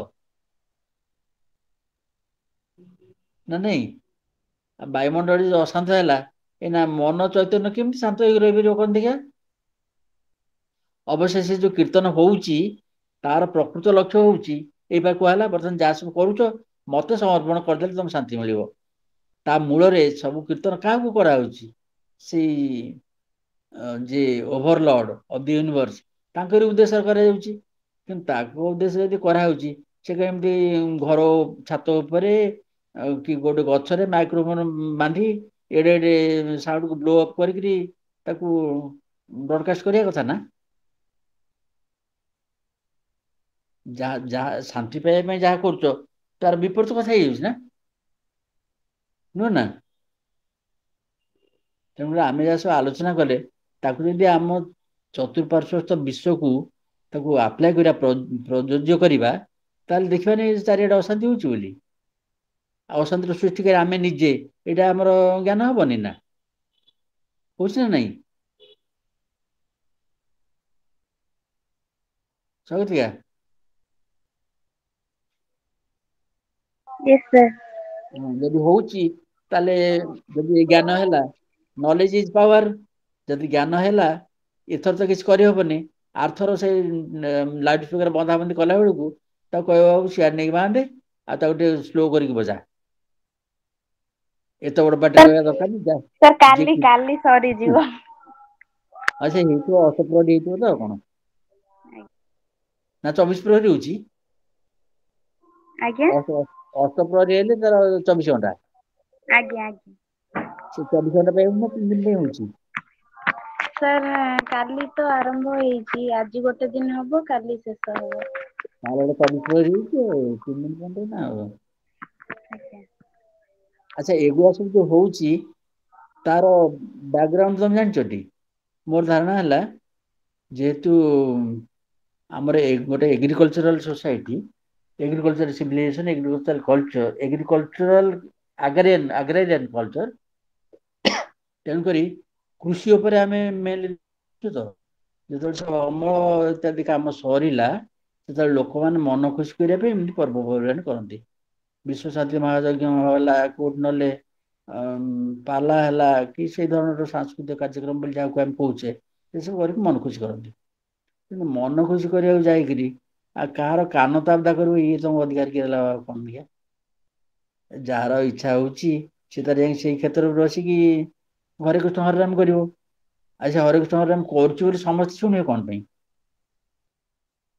ଯିଏ ନ ଆସିପାରିଲେ ବି ସିଏ ଆସିଲା, ଯିଏ ଆସିଲା ସିଏ ଆସିଲା, ଯିଏ ନ ଆସିପାରିଲେ ସିଏ ବି ଆସିଲା, ଏମିତି ଜଣା ପଡିବ ନା କଣ?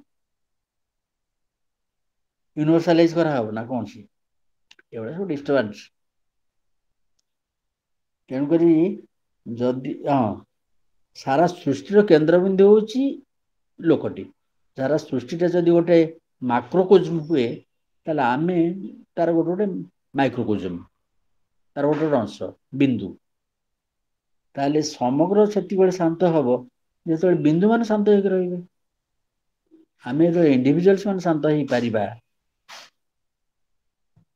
ସଦାଚରଣ ସାହାଯ୍ୟରେ, ମନ ବଚନ କର୍ମରେ ସମତା ରକ୍ଷା କରିକିରି, ସେତେବେଳେ ସାରା ବିଶ୍ୱରେ ଶାନ୍ତି ବିରାଜମାନ କରିବ, ଏଇଟା ନିଶ୍ଚିତ କଥା। ତେଣୁକରି ନିଜକୁ କେମିତି ଶାନ୍ତ ରଖିବାକୁ ପଡିବ, ପିସଫୁଲ ରଖିବାକୁ ପଡିବ, ସେଇଟା ହଉଛି ଆମର ଧ୍ୟେୟ, ନା ନାଇଁ? ମମତା ସେଇଆ?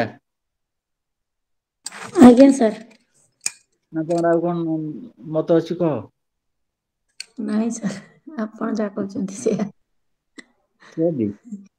ତମ କ୍ଲାସରେ ଶାନ୍ତି ବିରାଜମାନ କରୁଛି ତ? ଆଜ୍ଞା ବିରାଜମାନ କରିଛି। ଶାନ୍ତି ଆଜ୍ଞା ଶାନ୍ତି ବିରାଜମାନ କରିଛି।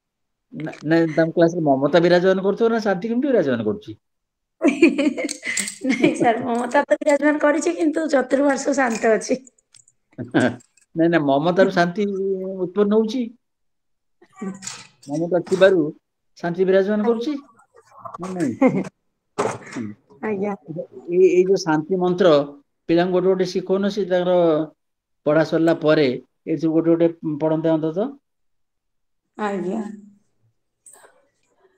ହୁଁ? ଆଜ୍ଞା ସାର୍। ଶାନ୍ତି ମନ୍ତ୍ର ବହୁତ ଗୁଡେ ଅଛି, ଯୋଉଟା ଛୋଟିଆଟେ ହେଇଥିବ ସେଇଟା କରନ୍ତେ। ଆଜ୍ଞା ଏଇଟା ଯଥା ମୁଁ ଯେମିତି କହିଲି ଗୋଟେ ସର୍ବେ ସନ୍ତୁ ନାଇଁ ସର୍ବେ ଭବନ୍ତୁ ସୁଖିନଃ ସର୍ବେ ସର୍ବେ ସନ୍ତୁ ଭବନ୍ତୁ ନିରାମୟା। ସୁଖିନଃ ସେଇଟା ସ୍କୁଲରେ ତ ସବୁ ସ୍କୁଲରେ ପ୍ରାୟ ହୁଏ। ହୁଏନା ସେଇଟା ସେଇଟା? ହଁ ତ ଆଜ୍ଞା ସେଇଟା ସାର୍ ଗୋଟେ ସେଇଟା ପ୍ରେୟାର କ୍ଲାସରେ ସେଇଟା କରାନ୍ତି। ନା ସେମାନେ ତା ଅର୍ଥ ବୁଝୁଛନ୍ତି ତ? ସେମିତି ତା ଅର୍ଥ ଟିକେ ଯେତେବେଳେ ବୁଝେଇଦବ ଲେଖିକି ନା ଆଉ। ଦେଇଥିଲେ ସେତେବେଳେ କହିଥିଲେ। ସର୍ବେ ଭଦ୍ରାଣୀ ପଶ୍ୟନ୍ତୁ, ଏଇଟା ସିନା ସମସ୍ତେ ଘୋଷି ଦେବେ। ଭଦ୍ରାଣୀ ପଶ୍ୟନ୍ତୁ ମାନେ କଣ ପୁଣି? ସିଆଡେ ଭଦ୍ରାଣୀ ପଶ୍ୟନ୍ତୁ ଦେଖିକିରି ଇଆଡେ ଯଦି ଷ୍ଟେଜରେ ନଙ୍ଗଳା ନାଚ ଦେଖିବ, ସିଏ କି ଭଦ୍ରାଣୀ ପଶନ୍ତି ହେଲା। ଆଜ୍ଞା ତେଣୁକରି ତାଙ୍କୁ ଟିକେ ବୁଝେଇ ଦେଲେ ସେ ତ ସବୁ ଏକା ବେଳେ ଭୁସ୍କିନ ହେଇଯିବନି, ଯୋଉଭଳି ଭାବରେ ଆବିଳ ହେଇଯାଇଛି ପରିବେଶ, ସେ ସବୁ ଦିନ ଦିନ ମାସ ମାସ ବର୍ଷ ବର୍ଷ ଧରି ହେଇଛି ନା ଆଉ। ତମେ ଆଉ ଦିନକରେ ତାକୁ ସୁସ୍ଥ ସବଳ କରିଦବ କି? ଧୀରେ ଧୀରେ ଯେମିତି ହେଇଛି ସେମିତି ଧୀରେ ଧୀରେ କରିବାକୁ ଚେଷ୍ଟା କରିବା, ଯେତିକି ହେଇପାରିବ ଆମ ଦ୍ୱାରା। ନାଇଁ କି? ଆଜ୍ଞା ସାର୍। କେତେ ଜଣ ପିଲା ଅଛନ୍ତି ତମ କ୍ଲାସରେ? ସ୍କୁଲରେ? ବର୍ତ୍ତମାନ 2 ଜଣ। ଏଠି ନୁହଁ ମ ସ୍କୁଲରେ? ସ୍କୁଲରେ ତ ସାର୍ 6, 7, 8 ତିନିଟା କ୍ଲାସ୍ ଆମର ଅଛନ୍ତି ତ 85 ପିଲା ଅଛନ୍ତି ଏଇନା। ଟୋଟାଲ? ଆଜ୍ଞା ସାର୍। ତିନିଟା କ୍ଲାସ ସାର୍ ଏଇନା ମିଶିକି? ତ ଗଭର୍ଣ୍ଣମେଣ୍ଟ ଏଇନା 3ଟା କ୍ଲାସ୍ ସାର୍ ଏଇନା ତ ଗଭର୍ଣ୍ଣମେଣ୍ଟ ସ୍କୁଲରେ ପିଲା ସଂଖ୍ୟା କମ୍, ସମସ୍ତେ ତ ପ୍ରାଇଭେଟ ସ୍କୁଲକୁ ପସନ୍ଦ କରୁଛନ୍ତି ନା। କଣ ଗଭର୍ଣ୍ଣମେଣ୍ଟ ସ୍କୁଲ ଗୁଡା ଆକର୍ଷଣୀୟ ହେଇଗଲାଣି ବର୍ତ୍ତମାନ? ଆଚ୍ଛା 5T ହେଇକି ଆକର୍ଷଣୀୟ ହେଲେ ବି ତଥାପି ହଁ ଗୋଟେ ଲୋକମାନଙ୍କର ଚିନ୍ତାଧାରା ରହିଯାଇଛି ଯେ ଗଭର୍ଣ୍ଣମେଣ୍ଟ ସ୍କୁଲରେ ପାଠ ପଢା ହୁଏନି, ଗଭର୍ଣ୍ଣମେଣ୍ଟ ସ୍କୁଲ ଭଲ ନୁହଁ, ସେଇଥିପାଇଁ ପ୍ରାୟତଃ କଣ ନା ପ୍ରାଇଭେଟ ସ୍କୁଲକୁ ଏମ୍ଫାସିସ୍ ଦଉଛନ୍ତି। ବିଶେଷ କରି ଯଦି ଏଇଟା ଏଇଟା ଆମେ ଥିଲା ଜଣେ ଆଜ୍ଞା ଏଇଟା ଥିଲା, ବର୍ତ୍ତମାନ ଖବର ହଉଛି ଟିକେ ଇମ୍ପ୍ରୁଭ କରିଛି ବୋଲି, ଇମ୍ପ୍ରୁଭ କରିନି? ନାଇଁ ସାର୍ ଇମ୍ପ୍ରୁଭ ସେମିତି କରିନି, ଏଇ ଯୋଉ ଆଦର୍ଶ ବିଦ୍ୟାଳୟ ଟା ଖୋଲିଲା ସେଇଥିରେ ଚାହୁଁଛନ୍ତି କିଛି ଇଏ କରିବା ପାଇଁ, କିନ୍ତୁ ହୁଁ ଆଦର୍ଶ ହୁଁ ସ୍କୁଲ ଗୁଡାକ ବିଶେଷ କରି ତ ଆମର ମାନେ ସେଇଟା ମାନେ ରିଜର୍ଭ କୋଟାରେ ବେଶୀ ନେଇ ନଉଛନ୍ତି ନା, କିନ୍ତୁ ଆଦର୍ଶ ହୁଁ ସ୍କୁଲକୁ ସମସ୍ତେ ଯିବା ପାଇଁ ଚାହୁଁଛନ୍ତି। କିନ୍ତୁ ହୁଁ ନର୍ମାଲି ଓଡିଆ ମିଡିୟମ ସ୍କୁଲରେ ଗଭର୍ଣ୍ଣମେଣ୍ଟ ସ୍କୁଲ ଗୁଡାକୁ ଛୁଆମାନେ ପସନ୍ଦ କରୁନାହାନ୍ତି। ହୁଁ ଛୁଆ ହୁଁ। ପସନ୍ଦ କରନ୍ତୁ ନ କରନ୍ତୁ ଗାର୍ଡିଆନ ହିଁ ପସନ୍ଦ କରୁନାହାନ୍ତି। ନା ମୁଁ ଦେଖୁଛି ଆମର ଏଇ ପଡିଶାରେ, ଆମର ଏଇ ପଡିଶାରେ ଆମ ସବୁଠୁ ଘର, ଆଜ୍ଞା ତାଙ୍କ ଘରେ ସକାଳେ ସନ୍ଧ୍ୟାରେ ବହୁତ ଗୁଟେ ପିଲା ଆସୁଛନ୍ତି, ଗୋଟେ କି 2ଟା କ୍ଲାସରେ ପିଲା ଆସିକି ବସିକି ପଢୁଛନ୍ତି ପାଠ। ତାକୁ ଯଦି ପ୍ରିଫର କରୁଛନ୍ତି, ତାହେଲେ ସରକାରୀ ସ୍କୁଲ ଯିବାର କଣ ଅସୁବିଧା ହଉଛି ମୁଁ ଜମା ବୁଝିପାରେନି ସେଇଟା। ଆଚ୍ଛା ଏଇଟା ତ କୋଚିଂ ଏଇଟା କୋଚିଂରେ ଦଉଛନ୍ତି, ତାର 200 ପିଲା ଭିତରେ ବି କୋଚିଂ ଦେଇଦେବେ। କିନ୍ତୁ ହଁ ସ୍କୁଲ ସେଇଆ କୁ ପରା। ଯିବା ପାଇଁ କଷ୍ଟ, ଆଚ୍ଛା ସେ ସେ 200 କୋଚିଂ ପିଲାରେ ଗୋଟେ ଟିଚର 2ଟା ଟିଚର ପଢଉଥିବେ ସେଥିରେ ତାଙ୍କର ଖୁସି। ହୁଁ କିନ୍ତୁ ସ୍କୁଲ କୁ ତାର ଗଭର୍ଣ୍ଣମେଣ୍ଟ ସ୍କୁଲ କୁ ପସନ୍ଦ କରୁନାହାନ୍ତି। ସେଇଟା କଣ ପାଇଁ ମୁଁ ବୁଝିପାରୁନି, କାହିଁକିନା ଯୋଉ କୋଚିଂ କି ଆସୁଛନ୍ତି ସେମାନେ ଆଜ୍ଞା କୋଉ ଇଂଲିଶ ମିଡିୟମ ସ୍କୁଲରେ ପଢୁଛନ୍ତି କି ଏଠି? ଇଂଲିଶ ମିଡିୟମ ତ ପଢୁନାହାନ୍ତି, କି ସେ ଯୋଉ ଟିଚର ଗୁଡାକ କୋଉଠି ଟ୍ରେଣ୍ଡ ହେଇକି ଆସିଛନ୍ତି ସେମିତି ବି ନୁହଁ, ଏମିତି ସାଧାରଣତଃ। ନାଇଁ ସାର୍ ନର୍ମାଲି ସେଇ ଆମେ ଗଭର୍ଣ୍ଣମେଣ୍ଟ ଟିଚର ମାନେ ହିଁ କୋଚିଂ କରୁଛୁ, ସେ କୋଚିଂକୁ ହୁଁ ପଠେଇଦେବେ ପ୍ରାଇଭେଟ ସ୍କୁଲରେ ହୁଁ। ପଢେଇକି, କିନ୍ତୁ ଗଭର୍ଣ୍ଣମେଣ୍ଟ ସ୍କୁଲକୁ ପଠେଇବେନି। ଏଇ ଆଟିଚ୍ୟୁଡ ଟା କଣ ଭଲ? ଆଟିଚ୍ୟୁଡ ଠିକ ନୁହେଁ, ଏଟା କେମିତି ଚେଞ୍ଜ କରିବ କେଜାଣି? ଯେମିତି ସରକାର ତ ପୁଣି ଆକାଶରେ ସେଇଥିପାଇଁ କି ବହୁତ କିଛି ଫାସିଲିଟି ଗଭର୍ଣ୍ଣମେଣ୍ଟ ହଁ ସ୍କୁଲରେ ସେଇଆ ଦଉଛନ୍ତି, ତାପରେ ବି କିନ୍ତୁ ଏଇଟା ଦବା ଇମ୍ପ୍ରୁଭମେଣ୍ଟ ନାହିଁ। ସତ୍ତ୍ୱେ ଏଇଟା ଦବା ସତ୍ତ୍ୱେ ଯଦି ଆମର ଆଟିଚ୍ୟୁଡ ଚେଞ୍ଜ ନହେଲା, ତାକୁ ଆଉ କଣ ଭଗବାନ ରକ୍ଷା କରିବେ? ଆଉ କିଛି ହେଇପାରିବନି। ଆଜ୍ଞା ନା ସାର୍ ସେ ଗୋଟେ ରୋଲ କରିଦିଅନ୍ତେ ପୁରା ଷ୍ଟ୍ରିକ୍ଟଲି ଯେ ଯିଏ ଗଭର୍ଣ୍ଣମେଣ୍ଟ ସ୍କୁଲରେ ହିଁ ପାଠ ପଢିବ ସେ ଚାକିରି ପାଇବ, ନହେଲେ ପାଇବନି। ତାହେଲେ ନିହାତି ଯାଆନ୍ତେ। ଆ ସେମିତି ଗଣତନ୍ତ୍ର ରାଜ୍ୟରେ କଣ କରିହବ? ଗଣତନ୍ତ୍ର କିଛି ଆଜ୍ଞା କରିହବନି। ଆଜ୍ଞା। ସେମିତି କରାଯାଇ ପାରନ୍ତା, ଯଦି କମ୍ୟୁନିଷ୍ଟ କଣ୍ଟ୍ରି ହେଇଥାନ୍ତା ସେମିତି କରିଦିଅନ୍ତେ ଯେ, କିନ୍ତୁ ଗଣତନ୍ତ୍ର କିଛି କରିହବନି। ହୁଁ। ହୁଁ। ଏ କଣ 2 ଜଣ ଅଛନ୍ତି ବୋଲି କହୁଥିଲେ, 3 ଜଣ ଅଛନ୍ତି ବାଟ ଦେଖାଯାଉଛି ବର୍ତ୍ତମାନ। ଆଜ୍ଞା ଅଛି ପରା ଲେଫ୍ଟ ହେଲେ ପୁଣି ପଳେଇଲା। ଏ ଅଛି ବୋଲି କହିଲା ସେ ପଳେଇ ଯାଉଛନ୍ତି, କଣ ଇଏ କଥା ମୁଁ କିଛି ବୁଝିପାରୁନି। ତାଙ୍କର ବୋଧେ ନେଟୱାର୍କ ପ୍ରୋବ୍ଲେମ ହଉଛି ବୋଧେ, ସେଥିପାଇଁ ଜଏନ କରୁଛନ୍ତି। ହଉନି ସେଇପାଇଁ ଆଉ। ନେଟୱାର୍କରେ ଶାନ୍ତି ନାହିଁ, ଶାନ୍ତି ନାହିଁ। ନେଟୱାର୍କ ଅଶାନ୍ତ ହେଇଛି। ଏଇ ଯୋଉ ଶାନ୍ତି ଆଜ୍ଞା ମନ୍ତ୍ର, ସେଥିରେ ନେଟୱାର୍କ ଶାନ୍ତି ଭବନ୍ତୁ ଏ କଥାଟା ନାହିଁ। ନେଟୱାର୍କ ସେଟା ଶାନ୍ତି ଭବନ୍ତୁ ପୁରୁଣା ନାହିଁ। ପୁରୁଣା ସମୟରେ ସେ ନେଟୱାର୍କ ଟା ନଥିଲା ନା, ସେଥିପାଇଁ ନା ହେଲା ଲେଖିନାହାନ୍ତି। କି ନା ସେମିତି ନୁହେଁ। ପୁଣି ଟିକେ ଭାବ ଭଲ କରି, ଯାହା ସବୁ କୁହାଯାଇଛି ସେଥିରେ ସବୁ ଯାକ ସେ କଭର କରୁଛି। ଦିଅ ଆଜ୍ଞା ଶାନ୍ତି ଅନ୍ତରିକ ଶାନ୍ତି କହିସାରିଲା ପରେ ନେଟୱାର୍କ ଲାଗି ଆସିଲାନି ନା। ଆକାଶରେ ଆଜ୍ଞା ଶାନ୍ତି ବିରାଜମାନ କରୁ ଏବଂ ଅନ୍ତରିକ୍ଷରେ ଶାନ୍ତି ବିରାଜମାନ କରୁ, ଏକଥା କହିସାରିଲା ପରେ ନେଟୱାର୍କ ତାରି ଭିତରେ ଗଲା ନା ପଳେଇ। ଆକୁ ଆଜ୍ଞା ଛାଡିକି ନେଟୱାର୍କ ଦେଉଛି ନା। ତେଣୁକରି ଆମେ ପ୍ରାର୍ଥନା କରିବା ନେଟୱାର୍କ ଶାନ୍ତି ଭବନ୍ତୁ ଆଉ। ଆଜ୍ଞା ସାର୍। ତାହେଲେ 5:55 ହେଲାଣି, ତାହେଲେ ଆଜ୍ଞା ଆମେ ସାର୍ ଏଇଠି ରଖିବା। ଆଜ୍ଞା ସାର୍, ଥ୍ୟାଙ୍କ ୟୁ ସାର୍। କହିକି ରଖିବା, ସର୍ବେ ଭବନ୍ତୁ ସୁଖିନଃ, ସର୍ବେ ସନ୍ତୁ ନିରାମୟାଃ, ସର୍ବେ ଭଦ୍ରାଣି ପଶ୍ୟନ୍ତୁ, ମା କଶ୍ଚିତ୍ ଦୁଃଖ ଭାଗ୍ ଭବେତ୍। ଓମ୍ ଶାନ୍ତିଃ ଶାନ୍ତିଃ ଶାନ୍ତି ଶାନ୍ତି ଶାନ୍ତି। ଶାନ୍ତିଃ। ଶୁଭ ସନ୍ଧ୍ୟା। ଆଜ୍ଞା ସାର୍, ଶୁଭ ସନ୍ଧ୍ୟା।